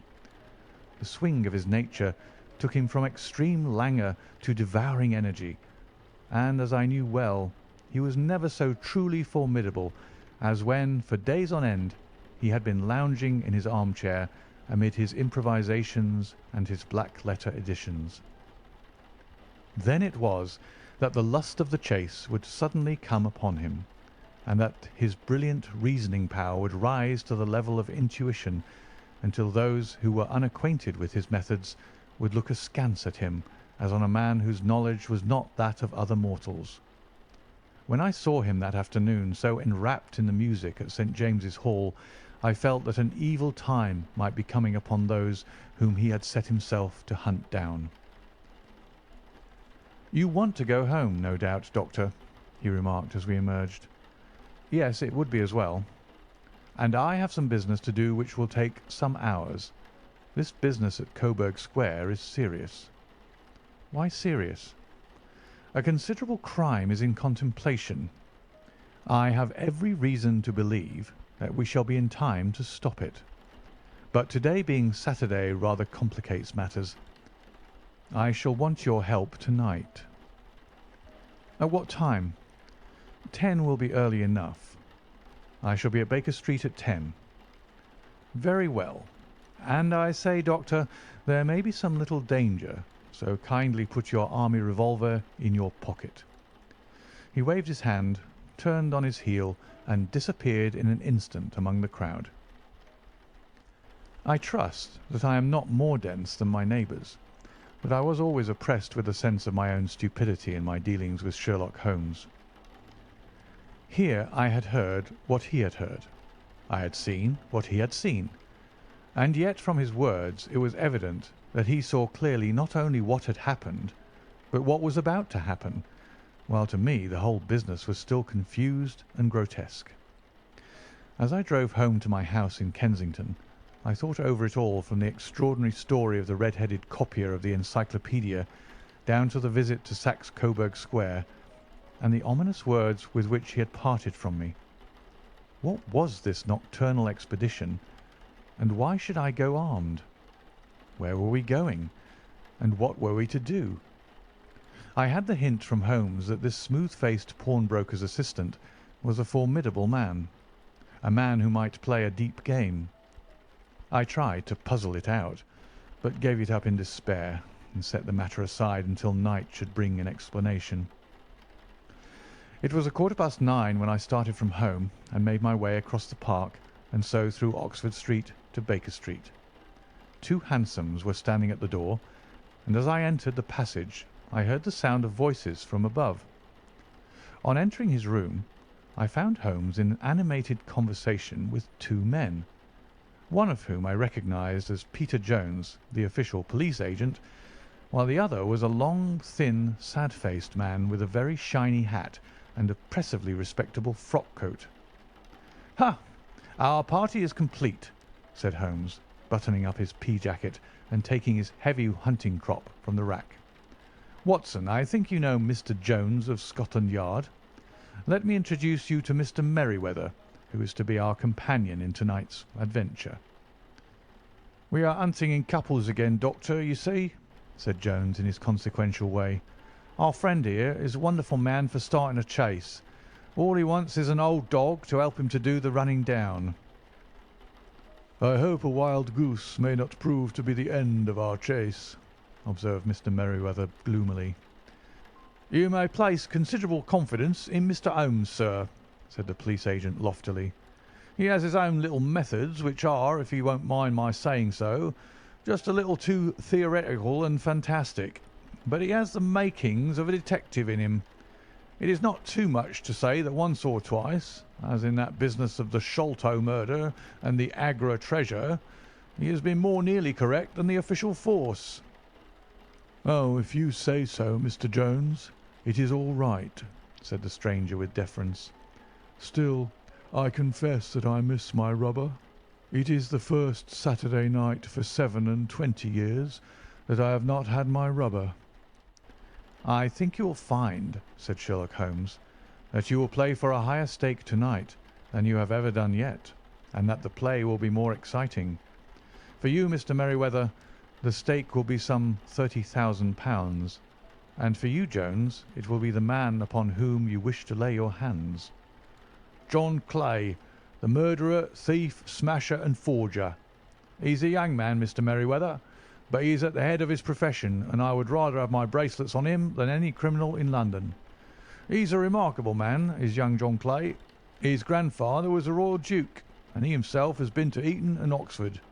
His brain is as cunning as his fingers, and though we might meet signs of him at every turn, we never know where to find the man himself. He'll crack a crib in Scotland one week, and be raising money to build an orphanage in Cornwall the next. I've been on his track for years, and have never set eyes on him yet." "I hoped that I might have the pleasure of introducing you tonight."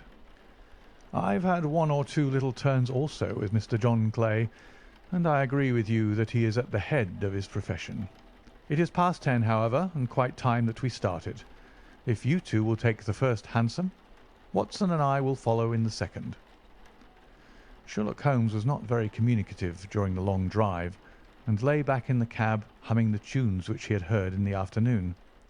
We rattled through an endless labyrinth of gas-lit streets until we emerged into Farrington Street. "We are close there now," my friend remarked. "This fellow Merryweather is a bank director, and personally interested in the matter. I thought it as well to have Jones with us also. He's not a bad fellow, though an absolute imbecile in his profession. He has one positive virtue. He's as brave as a bulldog and as tenacious as a lobster if he gets his claws upon anyone. Here we are, and they are waiting for us."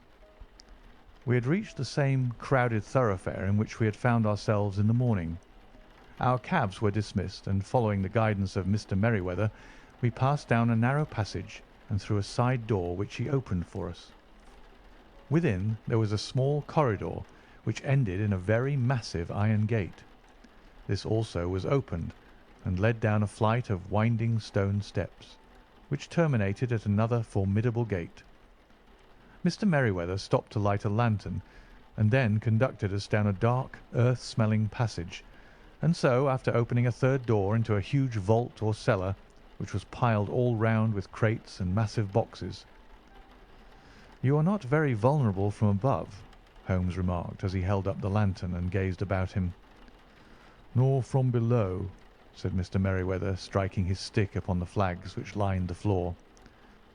"Why, dear me, it sounds quite hollow," he remarked, looking up in surprise. "I must really ask you to be a little more quiet," said Holmes severely. "You have already imperilled the whole success of our expedition. Might I beg that you would have the goodness to sit down upon one of these boxes, and not to interfere?" The solemn Mr. Merryweather perched himself upon a crate, with a very injured expression upon his face, while Holmes fell upon his knees upon the floor, and with a lantern and a magnifying lens began to examine minutely the cracks between the stones. A few seconds sufficed to satisfy him, for he sprang to his feet again and put his glass in his pocket. "We have at least an hour before us," he remarked, "for they can hardly take any steps until the good pawnbroker is safely in bed. Then they will not lose a minute, for the sooner they do their work, the longer time they will have for their escape. We are at present, Doctor, as no doubt you have divined, in the cellar of the City branch of one of the principal London banks. Mr. Merryweather is the chairman of directors, and he will explain to you that there are reasons why the more daring criminals of London should take a considerable interest in this cellar at present." "It is our French gold," whispered the director. "We have had several warnings that an attempt might be made upon it." "Your French gold?" "Yes. We had occasion some months ago to strengthen our resources, and borrowed for that purpose 30,000 napoleons from the Bank of France. It has become known that we have never had occasion to unpack the money, and that it is still lying in our cellar. The crate upon which I sit contains 2,000 napoleons packed between layers of lead foil. Our reserve of bullion is much larger at present than is usually kept in a single branch office, and the directors have had misgivings upon the subject." "Which were very well justified," observed Holmes. "And now it is time that we arranged our little plans. I expect that within an hour matters will come to a head.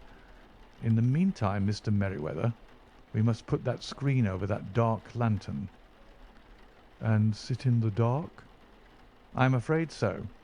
I had brought a pack of cards in my pocket, and I thought that as we were a partie carrée, you might have your rubber after all. But I see that the enemy's preparations have gone so far that we cannot risk the presence of a light. And first of all, we must choose our positions. These are daring men, and though we shall take them at a disadvantage, they may do us some harm unless we are careful. I shall stand behind this crate, and do you conceal yourselves behind those. Then, when I flash a light upon them, close in swiftly. If they fire, Watson, have no compunction about shooting them down." I placed my revolver, cocked, upon the top of the wooden case behind which I crouched. Holmes shot the slide across the front of his lantern and left us in pitch darkness, such an absolute darkness as I had never before experienced. The smell of hot metal remained to assure us that the light was still there, ready to flash out at a moment's notice. To me, with my nerves worked up to a pitch of expectancy, there was something depressing and subduing in the sudden gloom and in the cold, dank air of the vault. "They have but one retreat," whispered Holmes. "That is back through the house into Saxe Coburg Square. I hope that you have done what I asked you, Jones." "I have an inspector and 2 officers waiting at the front door." "Then we have stopped all the holes, and now we must be silent and wait." What a time it seemed! From comparing notes afterwards, it was but an hour and a quarter, yet it appeared to me that the night must have almost gone and the dawn be breaking above us. My limbs were weary and stiff, for I feared to change my position, yet my nerves were worked up to the highest pitch of tension, and my hearing was so acute that I could hear the gentle breathing of my companions, but I could distinguish the deeper, heavier in-breath of the bulky Jones from the thin, sighing note of the bank director. From my position I could look over the case in the direction of the floor. Suddenly my eyes caught the glint of a light. At first it was but a lurid spark upon the stone pavement. Then it lengthened out until it became a yellow line, and then, without any warning or sound, a gash seemed to open, and a hand appeared, a white, almost womanly hand, which felt about in the centre of the little area of the light. For a minute or more the hand, with its writhing fingers, protruded out of the floor. Then it was withdrawn as suddenly as it appeared, and all was dark again, save the single lurid spark which marked a chink between the stones. Its disappearance, however, was but momentary. With a rending, tearing sound, one of the broad white stones turned over upon its side and left a square, gaping hole through which streamed the light of a lantern.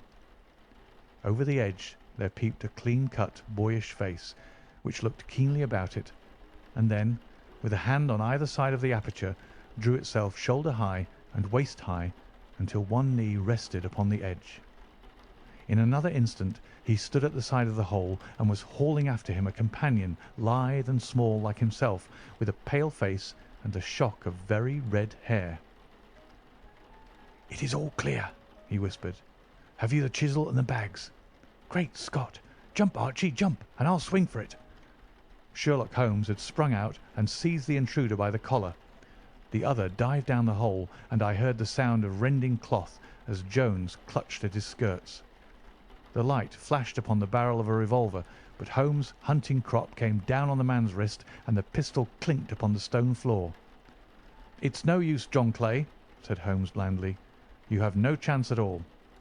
"So I see," the other answered with the utmost coolness. "I fancy that my pal is all right, though. I see you've got his coat-tails." "There are 3 men waiting for him at the door," said Holmes. "Oh, indeed, you seem to have done the thing very completely. I must compliment you." "And I you," Holmes answered. "Your red-headed idea was very new and effective." "You'll see your pal again presently," said Jones. "He's quicker at climbing down holes than I am. Just hold out while I fix the derbies." "I beg that you'll not touch me with your filthy hands," remarked our prisoner as the handcuffs clattered upon his wrists. "You may not be aware that I have royal blood in my veins. Have the goodness also, when you address me, always to say sir and please." "All right," said Jones with a stare and a snigger. "Well, would you please, sir, march upstairs, where we can get a cab to carry your highness to the police station." "That is better," said John Clay serenely. He made a sweeping bow to the 3 of us, and walked quietly off in the custody of the detective. "Really, Mr. Holmes," said Mr. Merryweather as we followed them from the cellar, "I do not know how the bank can thank you or repay you. There is no doubt that you have detected and defeated in the most complete manner one of the most determined attempts at bank robbery that have ever come within my experience." "I have had 1 or 2 little scores of my own to settle with Mr. John Clay," said Holmes. "I have been at some small expense over this matter, which I shall expect the bank to refund. But beyond that I am amply repaid by having had an experience which is in many ways unique, and by hearing the very remarkable narrative of the Red-Headed League. You see, Watson," he explained in the early hours of the morning as we sat over a glass of whisky and soda in Baker Street, "it was perfectly obvious from the first that the only possible object of this rather fantastic business of the advertisement of the League and the copying of the encyclopaedia must be to get this not over-bright pawnbroker out of the way for a number of hours every day. It was a curious way of managing it, but really it would be difficult to suggest a better. The method was no doubt suggested to Clay's ingenious mind by the colour of his accomplice's hair. The £4 a week was a lure which must draw him, and what was it to them who were playing for thousands? They put in the advertisement. One rogue has the temporary office, the other rogue incites the man to apply for it, and together they manage to secure his absence every morning in the week. From the time that I heard of the assistant having come for half wages, it was obvious to me that he had some strong motive for securing the situation. But how could you guess what the motive was? Had there been women in the house, I should have suspected a mere vulgar intrigue. That, however, was out of the question. The man's business was a small one, and there was nothing in his house which could account for such elaborate preparations and such an expenditure as they were at. It must then be something out of the house. What could it be? I thought of the assistant's fondness for photography and his trick of vanishing into the cellar. The cellar. There was the end of this tangled clue. Then I made inquiries as to this mysterious assistant and found that I had to deal with one of the coolest and most daring criminals in London. He was doing something in the cellar, something which took many hours a day for months on end. What could it be once more? I could think of nothing save that he was running a tunnel to some other building. So far I had got when we went to visit the scene of action. I surprised you by beating upon the pavement with my stick. I was ascertaining whether the cellar stretched out in front or behind. It was not in front. Then I rang the bell, and, as I hoped, the assistant answered it. We have had some skirmishes, but we had never set eyes upon each other before. I hardly looked at his face. His knees were what I wished to see. You must yourself have remarked how worn, wrinkled, and stained they were. They spoke of those hours of burrowing. The only remaining point was what they were burrowing for. I walked round the corner, saw the City and Suburban Bank abutted on our friend's premises, and felt that I had solved my problem. When you drove home after the concert, I called upon Scotland Yard and upon the chairman of the bank directors, with the result that you have seen. And how could you tell that they would make their attempt tonight? I asked. Well, when they closed their League offices, that was a sign that they cared no longer about Mr. Jabez Wilson's presence. In other words, that they had completed their tunnel. But it was essential that they should use it soon, as it might be discovered or the bullion might be removed. Saturday would suit them better than any other day, as it would give them 2 days for their escape.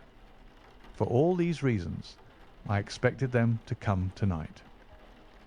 You reasoned it out beautifully, I exclaimed in unfeigned admiration. It is so long a chain, and yet every link rings true. It saved me from ennui, he answered, yawning. Alas, I already feel it closing in upon me. My life is spent in one long effort to escape from the commonplaces of existence. These little problems help me to do so. And you are a benefactor of the race, said I. He shrugged his shoulders. Well, perhaps, after all, it is of some little use, he remarked. L'homme c'est rien, l'œuvre c'est tout, as Gustave Flaubert wrote to George Sand.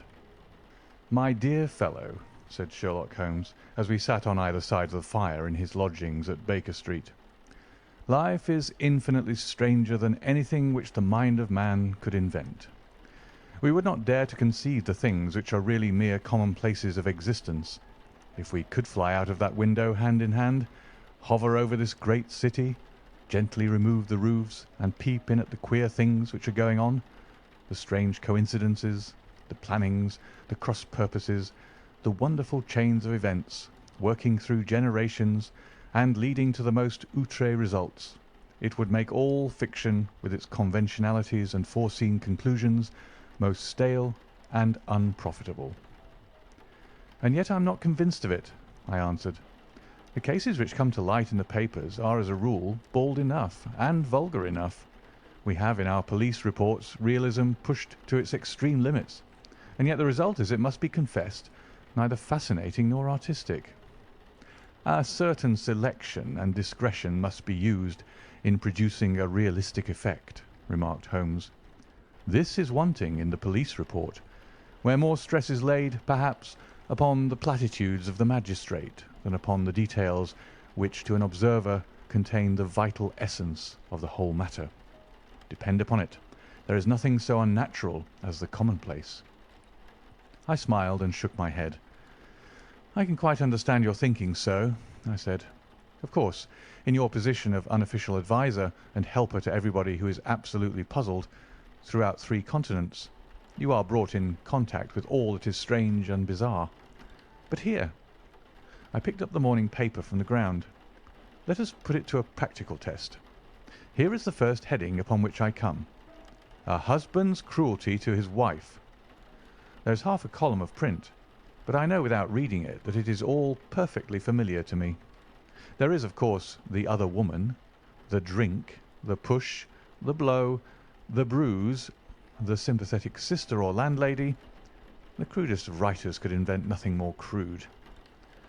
Indeed, your example is an unfortunate one for your argument, said Holmes, taking the paper and glancing his eye down it. This is the Dundas separation case, and, as it happens, I was engaged in clearing up some small points in connection with it. The husband was a teetotaler.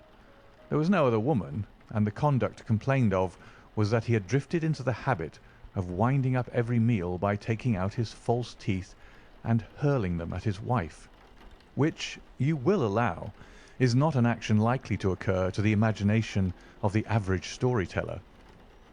Take a pinch of snuff, Doctor, and acknowledge that I have scored over you in your example.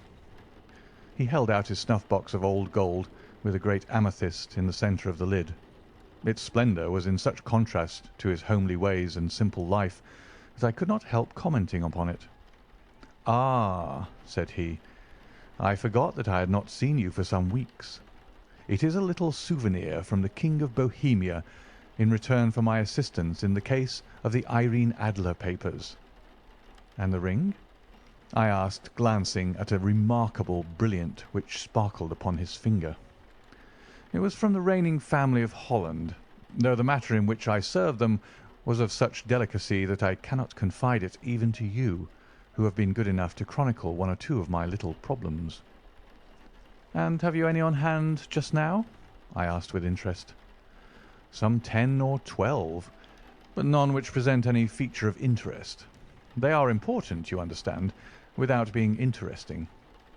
Indeed, I have found that it is usually in unimportant matters that there is a field for the observation and for the quick analysis of cause and effect which gives the charm to an investigation.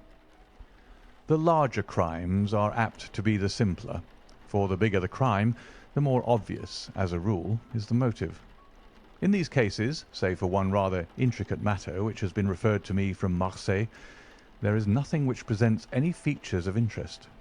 It is possible, however, that I may have something better before very many minutes are over. For this is one of my clients, or I am much mistaken." He had risen from his chair and was standing between the parted blinds, gazing down into the dull, neutral-tinted London street. Looking over his shoulder, I saw that on the pavement opposite there stood a large woman with a heavy fur boa round her neck and a large curling red feather in a broad-brimmed hat which was tilted in a coquettish Duchess of Devonshire fashion over her ear. From under this great panoply she peeped up in a nervous, hesitating fashion at our windows, while her body oscillated backward and forward and her fingers fidgeted with her glove buttons.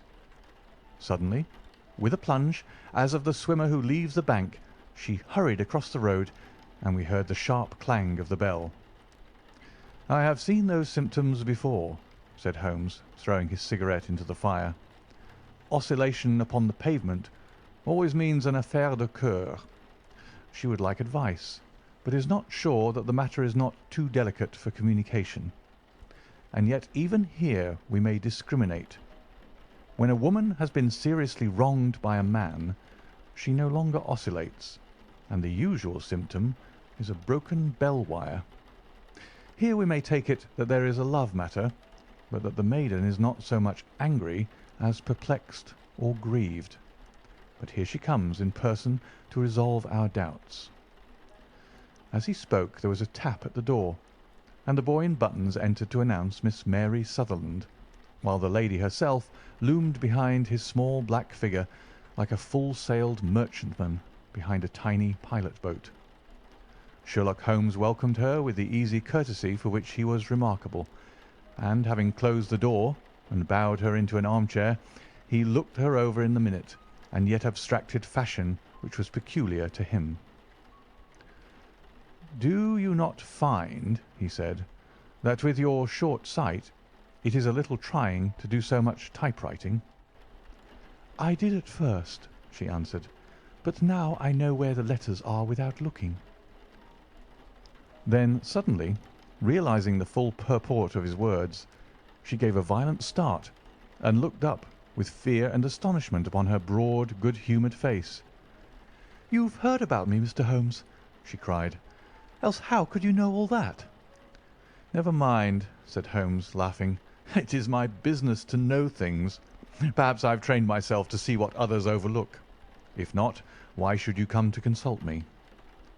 "I came to you, sir, because I heard of you from Mrs. Etheridge, whose husband you found so easy, when the police and everyone had given him up for dead. Oh, Mr. Holmes, I wish you would do as much for me. I'm not rich, but still I have 100 a year in my own right, besides the little that I make by the machine, and I would give it all to know what has become of Mr. Hosmer Angel." "Why did you come away to consult me in such a hurry?" asked Sherlock Holmes, with his finger-tips together and his eyes to the ceiling. Again a startled look came over the somewhat vacuous face of Miss Mary Sutherland.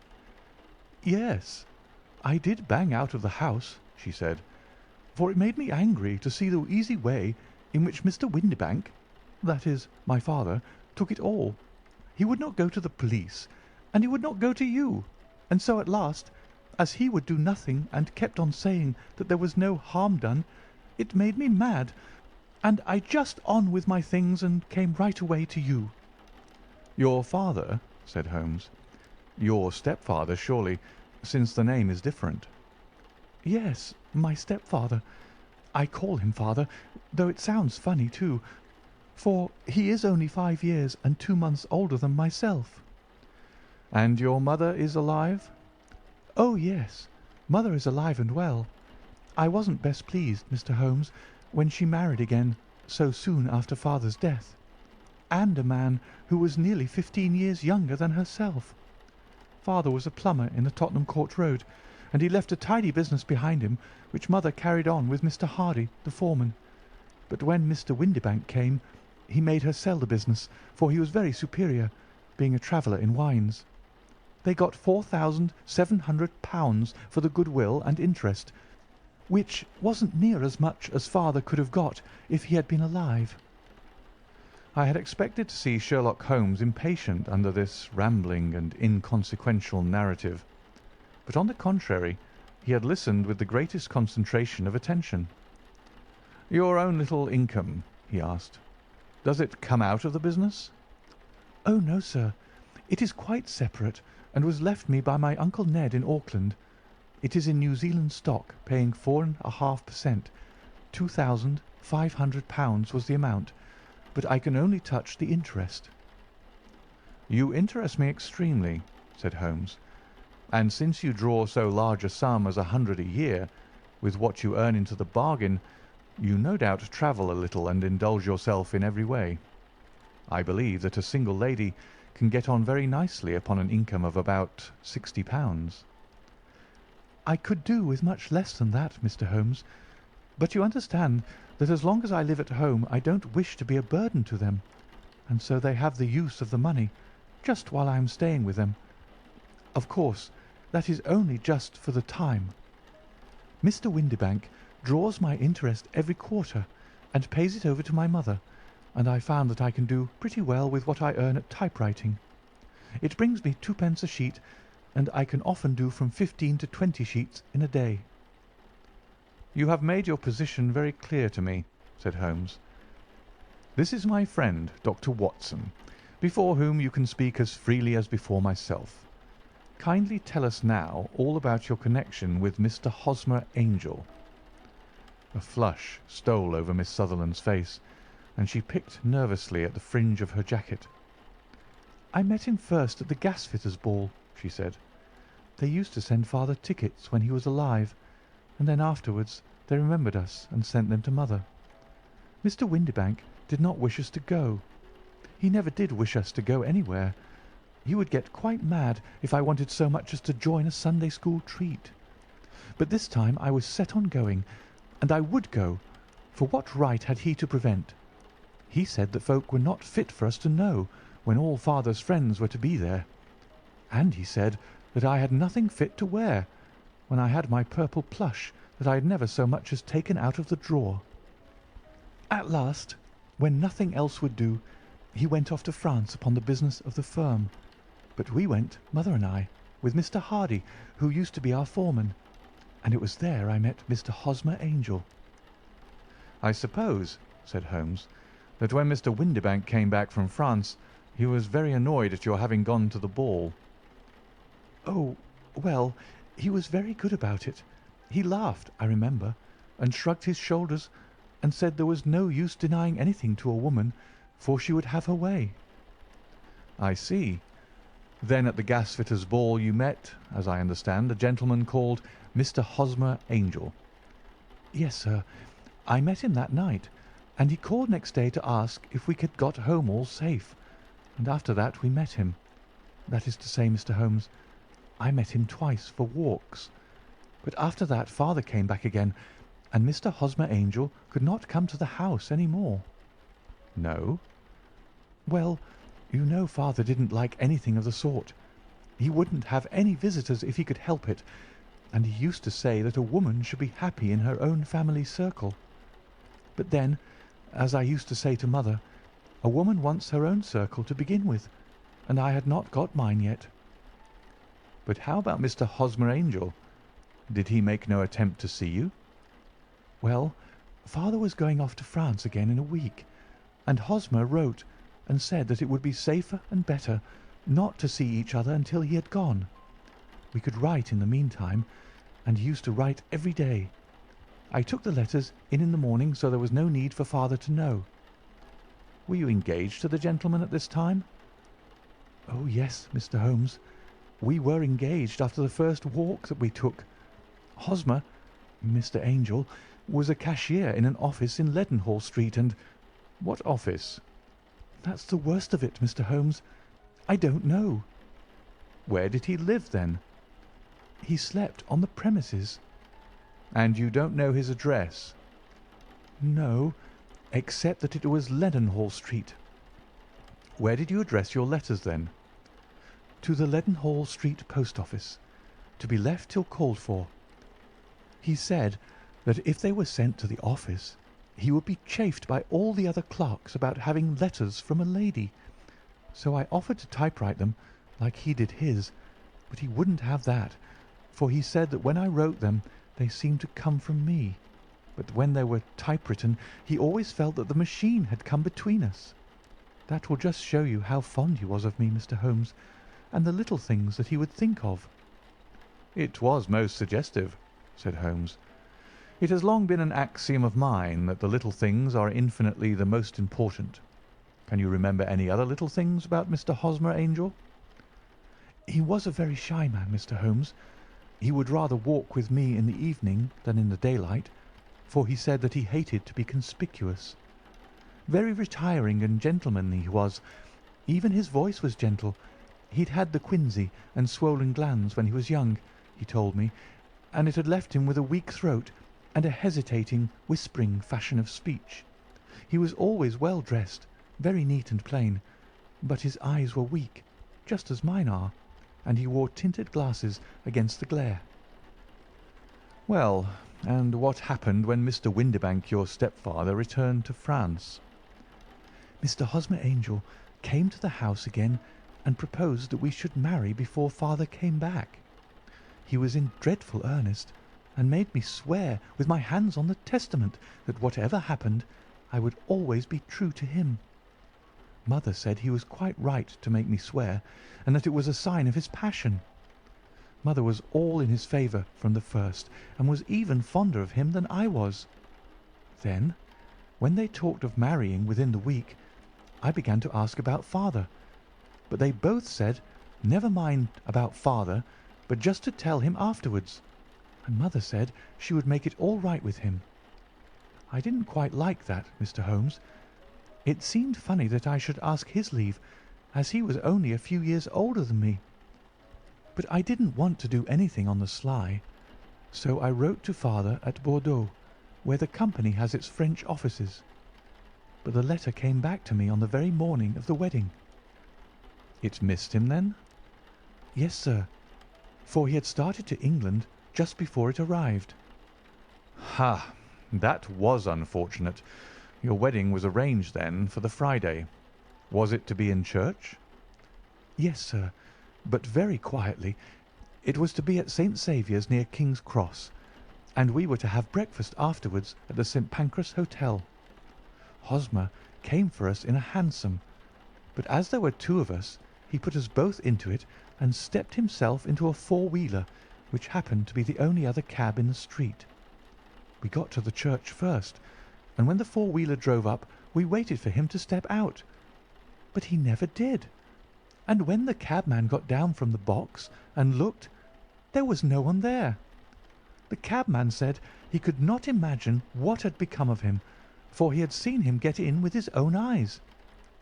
That was last Friday, Mr. Holmes, and I have never seen or heard anything since to throw any light upon what became of him." "It seems to me that you have been very shamefully treated," said Holmes. "Oh, no, sir. He was too good and kind to leave me so. Why, all the morning he was saying to me that whatever happened, it was to be true, and that even if something quite unforeseen occurred to separate us, I was always to remember that I was pledged to him and that he would claim his pledge sooner or later.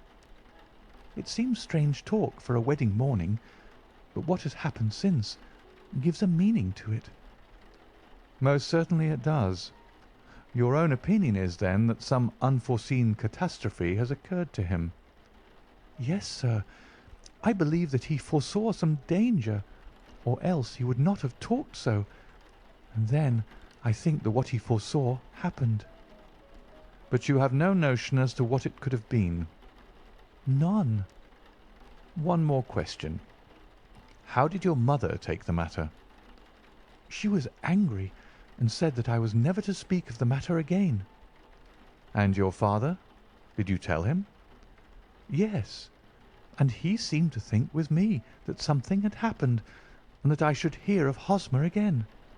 As he said, what interest could anyone have in bringing me to the doors of the church and then leaving me? Now, if he had borrowed my money, or if he had married me and got my money settled on him, there might be some reason. But Hosmer was very independent about money, and never would look at a shilling of mine. And yet, what could have happened, and why could he not write? Oh, it drives me half mad to think of it, and I can't sleep a wink at night." She pulled a little handkerchief out of her muff and began to sob heavily into it. "I shall glance into the case for you," said Holmes, rising, "and I have no doubt that we shall reach some definite result. Let the weight of the matter rest upon me now, and do not let your mind dwell upon it further. Above all, try to let Mr. Hosmer Angel vanish from your memory, as he has done from your life." "Then you don't think I'll see him again?" "I fear not." "Then what has happened to him?" "You will leave that question in my hands. I should like an accurate description of him, and any letters of his which you can spare." "I advertised for him in last Saturday's Chronicle," said she. "Here is the slip, and here are 4 letters from him." "Thank you.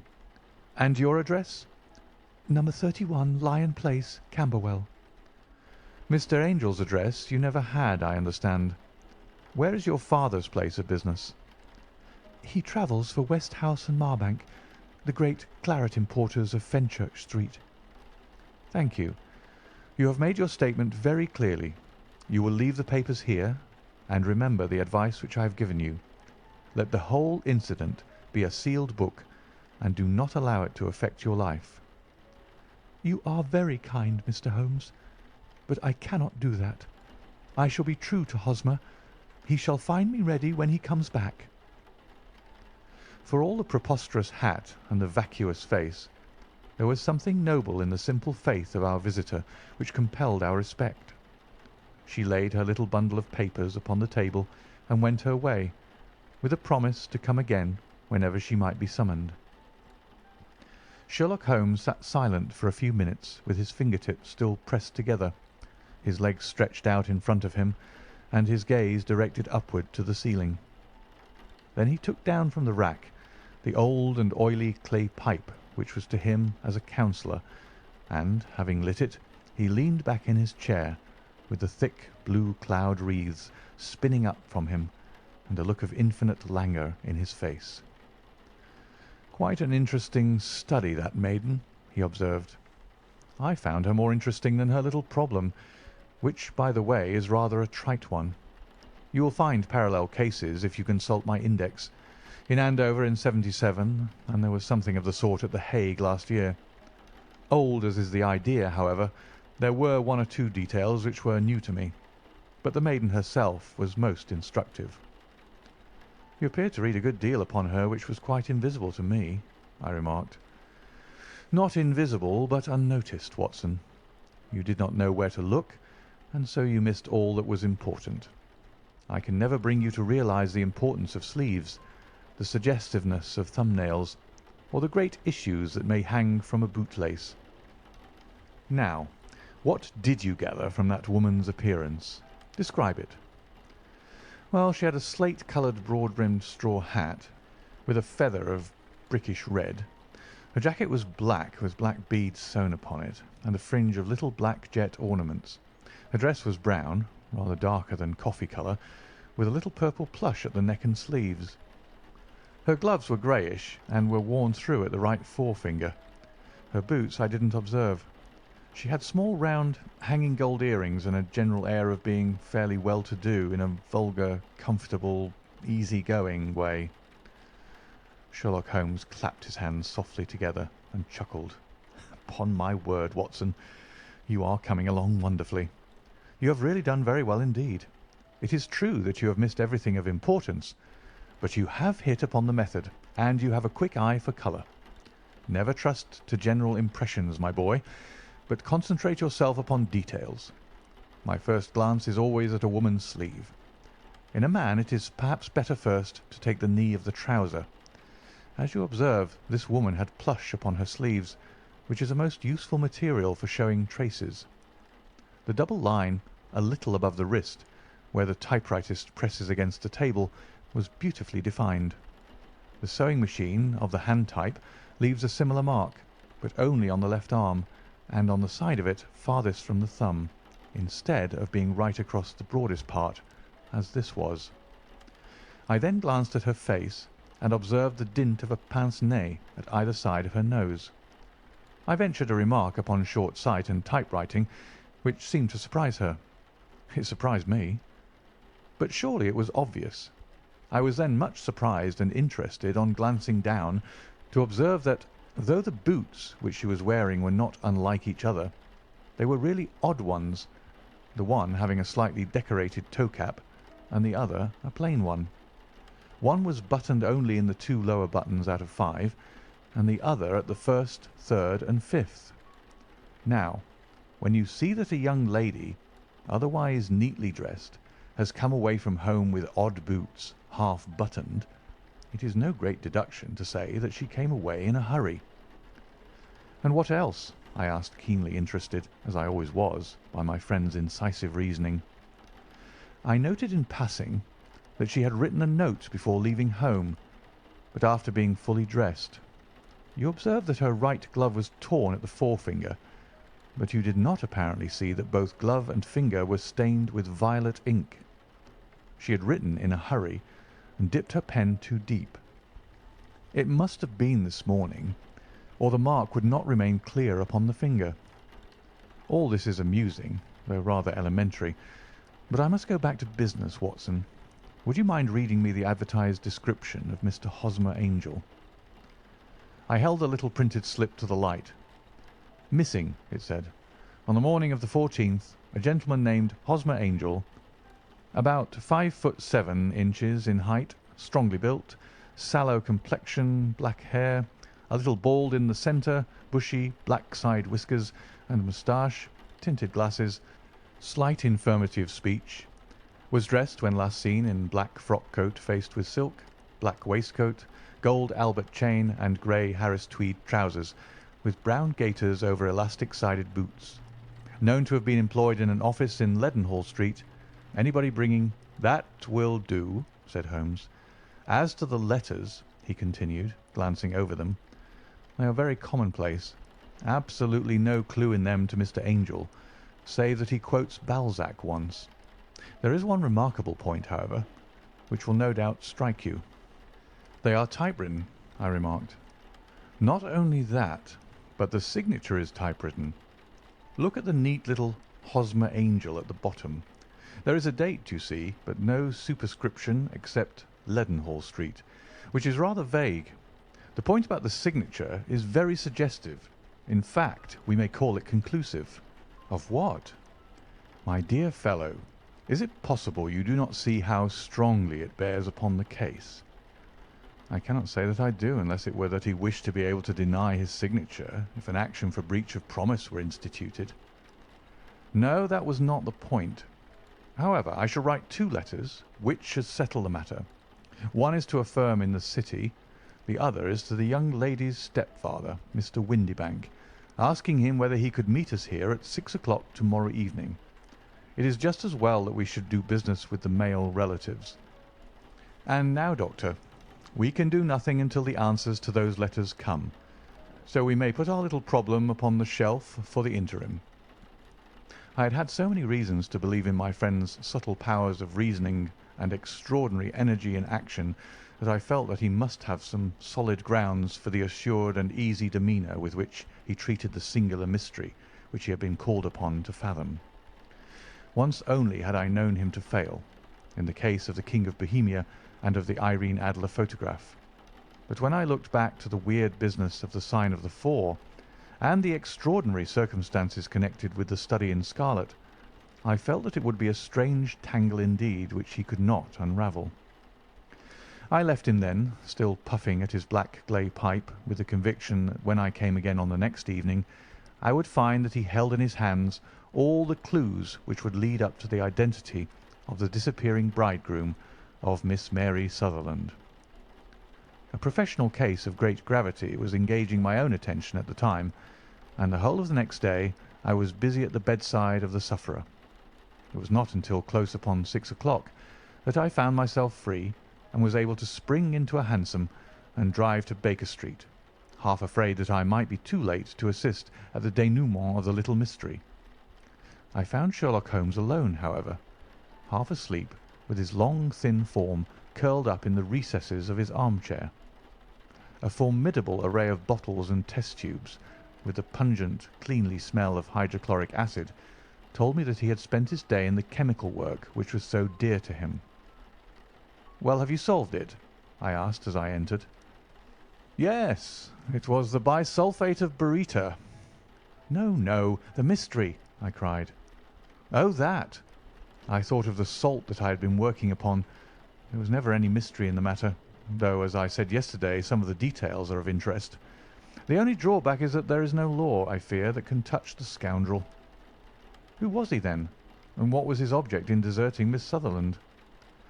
The question was hardly out of my mouth, and Holmes had not yet opened his lips to reply, when we heard a heavy footfall in the passage and a tap at the door.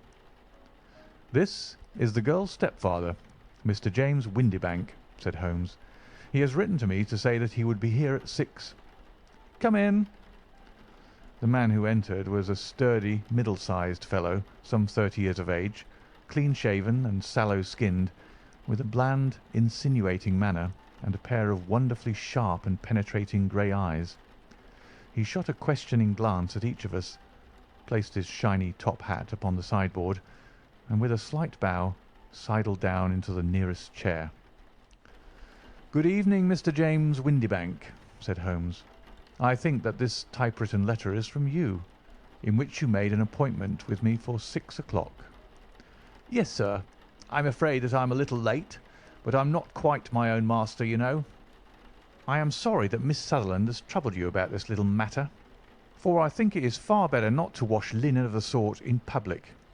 It was quite against my wishes that she came, but she is a very excitable, impulsive girl, as you may have noticed, and she is not easily controlled when she's made up her mind on a point. Of course, I did not mind you so much, as you are not connected with the official police, but it is not pleasant to have a family misfortune like this noised abroad. Besides, it is a useless expense, for how could you possibly find this Hosmer Angel?" "On the contrary," said Holmes quietly, "I have every reason to believe that I will succeed in discovering Mr. Hosmer Angel." Mr. Windibank gave a violent start and dropped his gloves. "I'm delighted to hear it," he said. "It is a curious thing," remarked Holmes, "that a typewriter has really quite as much individuality as a man's handwriting.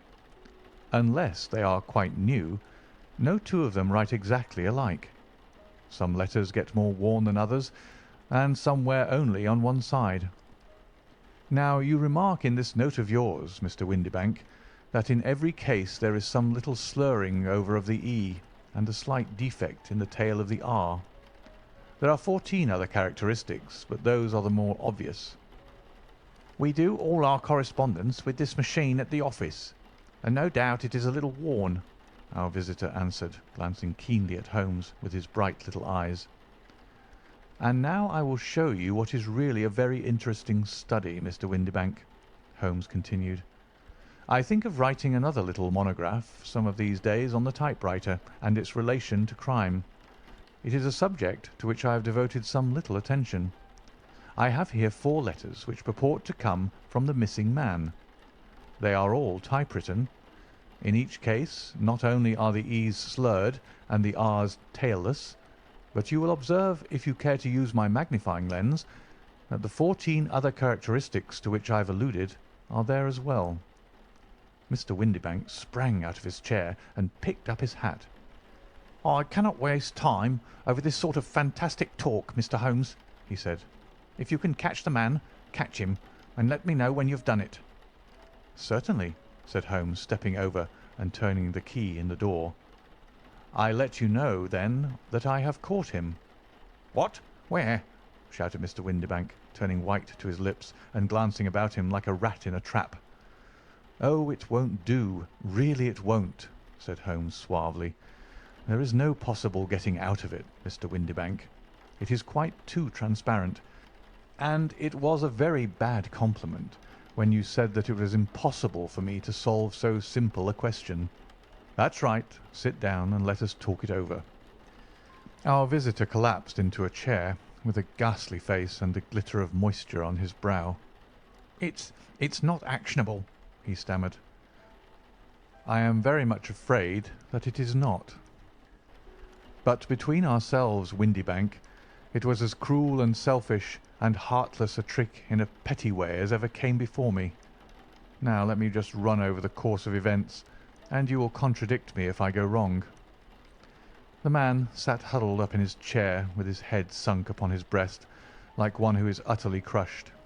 Holmes stuck his feet up on the corner of the mantelpiece, and, leaning back with his hands in his pockets, began talking, rather to himself, as it seemed, than to us. "The man married a woman very much older than himself for her money," said he, "and he enjoyed the use of the money of the daughter as long as she lived with them. It was a considerable sum for people in their position, and the loss of it would have made a serious difference. It was worth an effort to preserve it. The daughter was of a good, amiable disposition, but affectionate and warm-hearted in her ways, so that it was evident that with her fair personal advantages and her little income she would not be allowed to remain single long. Now her marriage would mean, of course, the loss of 100 a year.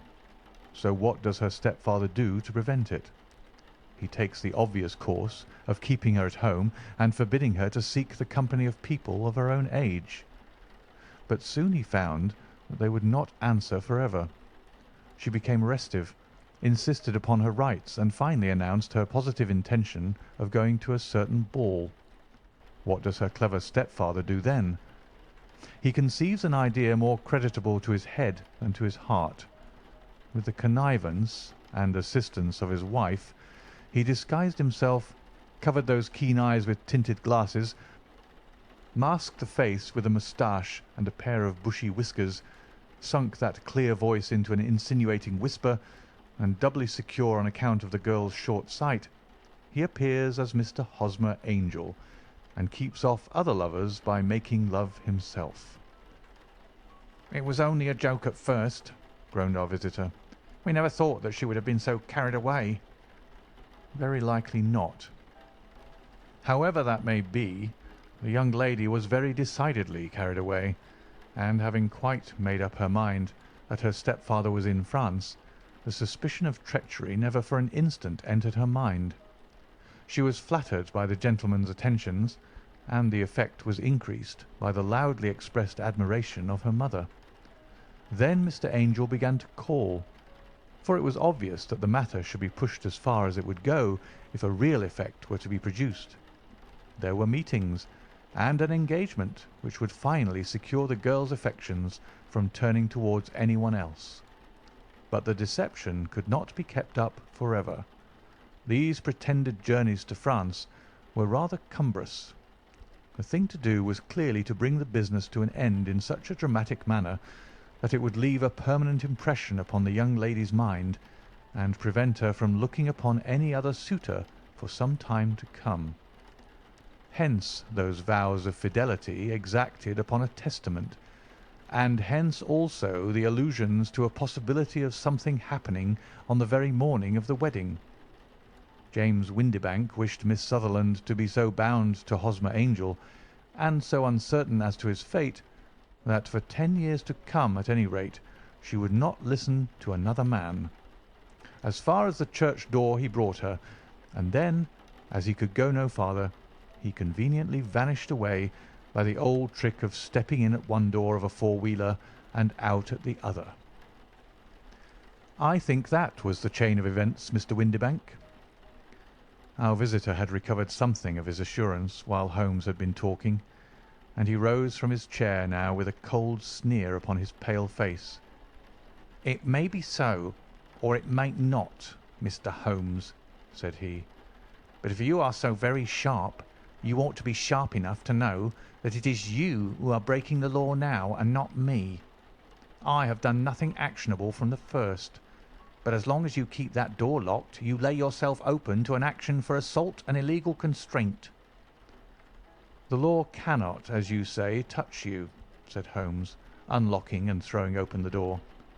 "Yet there never was a man who deserved punishment more. If the young lady has a brother or a friend, he ought to lay a whip across your shoulders, by Jove," he continued, flushing up at the sight of the bitter sneer upon the man's face. "It is not part of my duties to my client, but here's a hunting crop handy, and I think I shall just treat myself to—" He took 2 swift steps to the whip, but before he could grasp it there was a wild clatter of steps upon the stairs, the heavy hall door banged, and from the window we could see Mr. James Windibank running at the top of his speed down the road. "There's a cold-blooded scoundrel," said Holmes, laughing as he threw himself down into his chair once more. "That fellow will rise from crime to crime until he does something very bad and ends on a gallows. The case has, in some respects, been not entirely devoid of interest." "I cannot now entirely see all the steps of your reasoning," I remarked. "Well, of course it was obvious from the first that this Mr. Hosmer Angel must have some strong object for his curious conduct, and it was equally clear that the only man who really profited by the incident, as far as we could see, was the stepfather. Then the fact that the 2 men were never together, but that the one always appeared when the other was away, was suggestive. So were the tinted spectacles and the curious voice, which both hinted at a disguise, as did the bushy whiskers. My suspicions were all confirmed by his peculiar action in typewriting his signature, which of course inferred that his handwriting was so familiar to her that she would recognize even the smallest sample of it. You see, all these isolated facts, together with many minor ones, all pointed in the same direction." "And how did you verify them?" "Having once spotted my man, it was easy to get corroboration. I knew the firm for which this man worked. Having taken the printed description, I eliminated everything from it which could be the result of a disguise, the whiskers, the glasses, the voice, and I sent it to the firm with a request that they would inform me whether it answered to the description of any of their travellers. I had already noticed the peculiarities of the typewriter, and I wrote to the man himself at his business address, asking him if he would come here. As I expected, his reply was typewritten and revealed the same trivial but characteristic defects. The same post brought me a letter from Westhouse and Marbank of Fenchurch Street to say that the description tallied in every respect with that of their employee, James Windibank. And Miss Sutherland? If I tell her, she will not believe me.